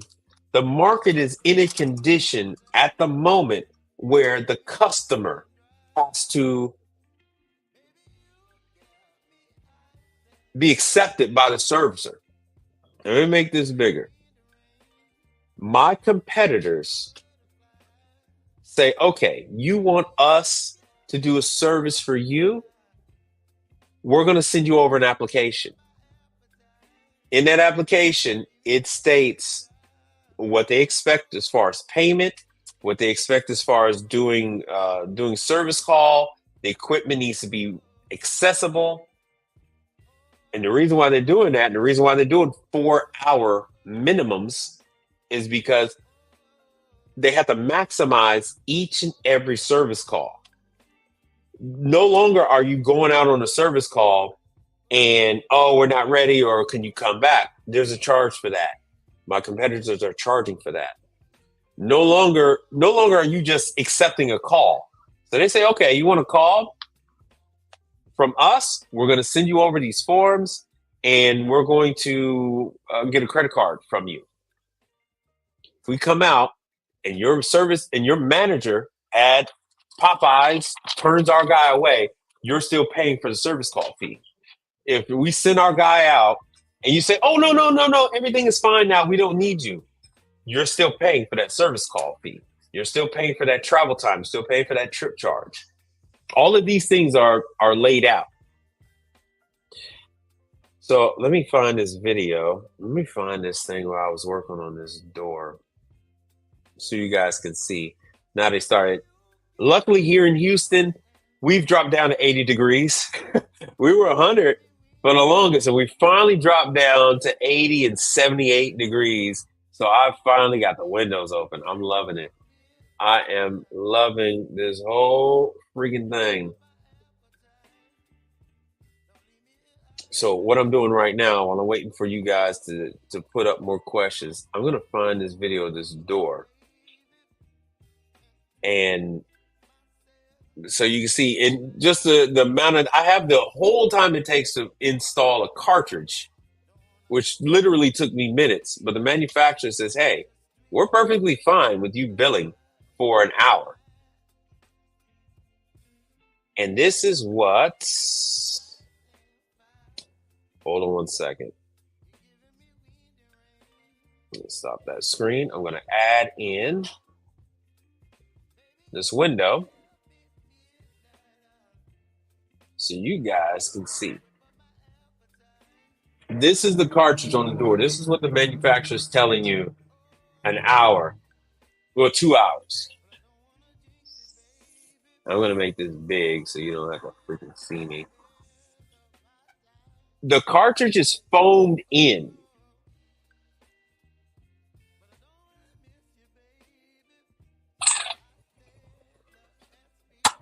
The cartridge is foamed in to the unit. Let me get another one for you. So you're in a situation where you have to pry the damn thing out. Yeah. You have to pry the damn thing out and they break on you. So it's essentially part of the damn door. I used to try everything. I used to try in drilling into the cassette. Well, not the yeah, into it, and then attaching a device to try to pull the screw out. That works. I'm not the biggest fan of it, but it works. The other way I do is what you see here. I use a chisel. I use picks and chisels, and then I get in underneath this part. So this is what it looks like when it's fully. That's what it looks like. So there's an additional part of that extends onto the door. See, and when it comes loose, it'll just freaking fall off. It'll just fall off. So the door is unusable, and not only that, but the health department will cite the location for that. The health department will cite the location for that door not not being properly affixed. Let me see how much time I got in this video. So you end up having to unscrew it from the body and then wedging underneath it to get out of there. And I gotta check that location because I'm missing some stuff. There we go with the Testo hooked up. That's a T I have set up onto that unit. There's my Testos. I actually get the same type of readout that you get with a gauge, with a regular set. But not only that, but the more devices I hook up, the more information I get. So there's my PSI. It does the PT chart rating for me. It does all of this for me. Let me see if I can get it. So you have your refrigerant. So 134A, I can switch it to 290. I can switch it to 600. I can switch it to 410A. Then in turn, if you hook up on the low side, you get your low side pressures. You hook up on the high side, you get your high side pressures, all from the same type of probes. And then you can even take one probe, you can unhook it from the low side, turn around and hook it up to the high side, and then you can read them one at a time, even just using one probe. Or you can hook up with both probes. Then you could use your clamps, and you'll get your superheat and subcooling. All from that. See, so when I gauged up, it was in a vacuum. When I gauged up, it was in a vacuum right there. So in turn, I hooked up with my can, and this gives you, like I said, right there, not ambient temperature, but that's the temperature that the evaporator is operating at. So you have all of this fun stuff. Here I am again, cleaning condensers and stuff like that, because if you don't clean the damn condensers, your compressor will fail. Your compressor will fail.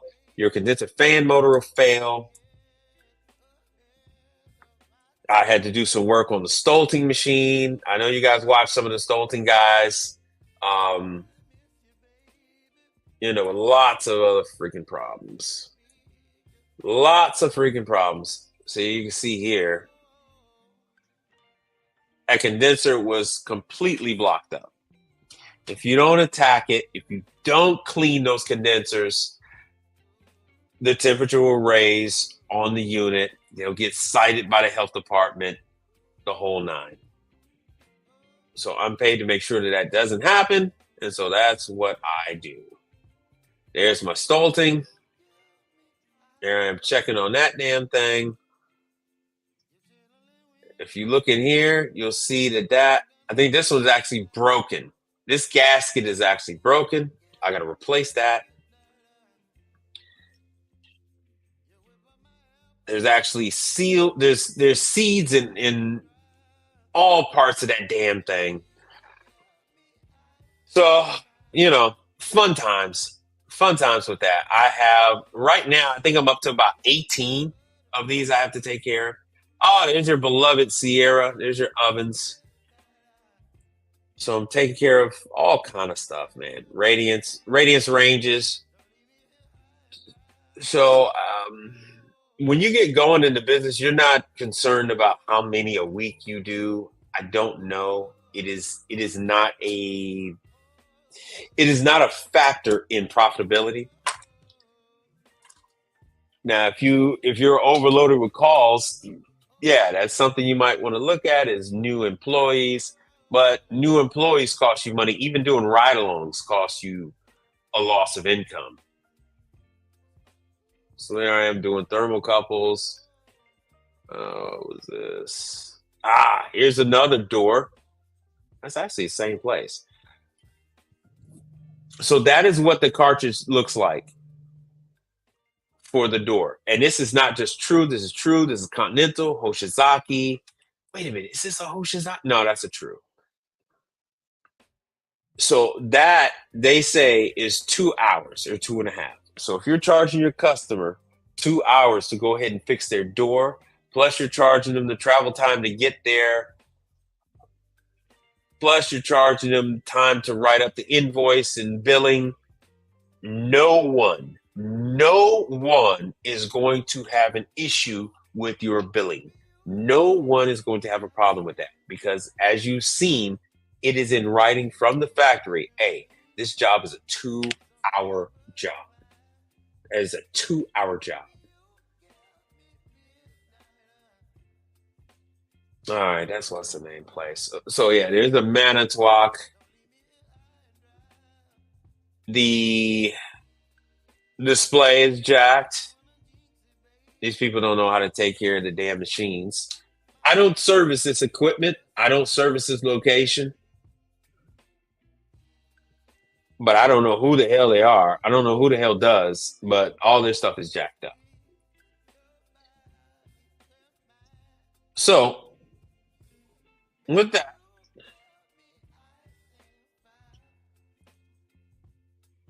I'm going to entertain any last questions because I've already been on here 2 hours and 16 minutes. So any last questions? Any questions about anything? Training, customers, how to get customers, anything else that we need to go over? Now is your time or forever hold your peace. I'm working today. I'm working tomorrow. So do not think that it's going to be very easy to get a hold of me because I have to do a leak. So, for example, Stroker Reviews, I have to trace a refrigerant leak on an ice machine, on a 2,000-pound isomatic ice machine that just recently sprung a leak. I have to check it inside the location, and then I got to check the line sets and everything on the roof. So that the customer's asking me how long, and I told him I don't know how long. I have no idea how long. I might be able to find the leaks right away, but even if I find one leak right away, I'm still going to check over every single part of that unit. And it's going to take me a while to get up on that roof anyway. So the ladder is there, but I gotta do some other stuff to get up to the freaking ladder because it's even with my reach, I think the ladder is up about a good 12 feet. The ladder doesn't start until about 12 feet up in the air. So I gotta deal with that and the ladders that they do have. So every situation is different. So once I find a leak, maybe I just maybe the line sets came loose and I just need to tighten them up. and then I can check all the other settings and check all the other areas and make sure there's no refrigerant leaks, gas them up and be done with them. Or maybe it's far worse than that. I have no idea. Um, yeah, you're doing that now, but you won't be able to do that on commercial. And then the bad thing about doing that, especially with commercial, is that you're not getting the most updated part. And that's another thing that you're going to learn when you go to training classes is that, yeah, we were using pump X, but we found out that pump X burns out. So we're no longer using pump X. If you use pump X, it's only going to last so long, and then you're going to be right back at the customer, and they're not going to be too happy about that. So you need to use this, or you need to use this in addition with that. I'll give you a good example about, once again, Isomatic. Isomatic has ice shields, ice guides, and come to find out that there are parts of the machine that breaks off. So you're going to have to, certain parts from the factory have been augmented. And if you use the same part that's on there, you're going to have loss of water, and your ice machine is going to early harvest. Your ice is going to be shallow, and you're not going to have a clue what the hell is going on. You're like, man, it's the same part number. Why the hell am I having a problem? Well, you're having a problem because the water drips off the side. And if you don't have the new piece with the higher extended part, you're going to lose water, and your ice machine is never going to make ice, and you're going to get screwed. You're going to be screwed. So that's the difference between me and my competitors. They can't figure it out, and they just call the machine a piece of garbage. Oh man, that thing is no good, man. I can never get that thing to work. Well, yeah, because you don't know what the hell you're doing, and you're buying your parts from eBay and Amazon and Wish and wherever the hell you're buying them from. You got to go through certain channels in order to get them.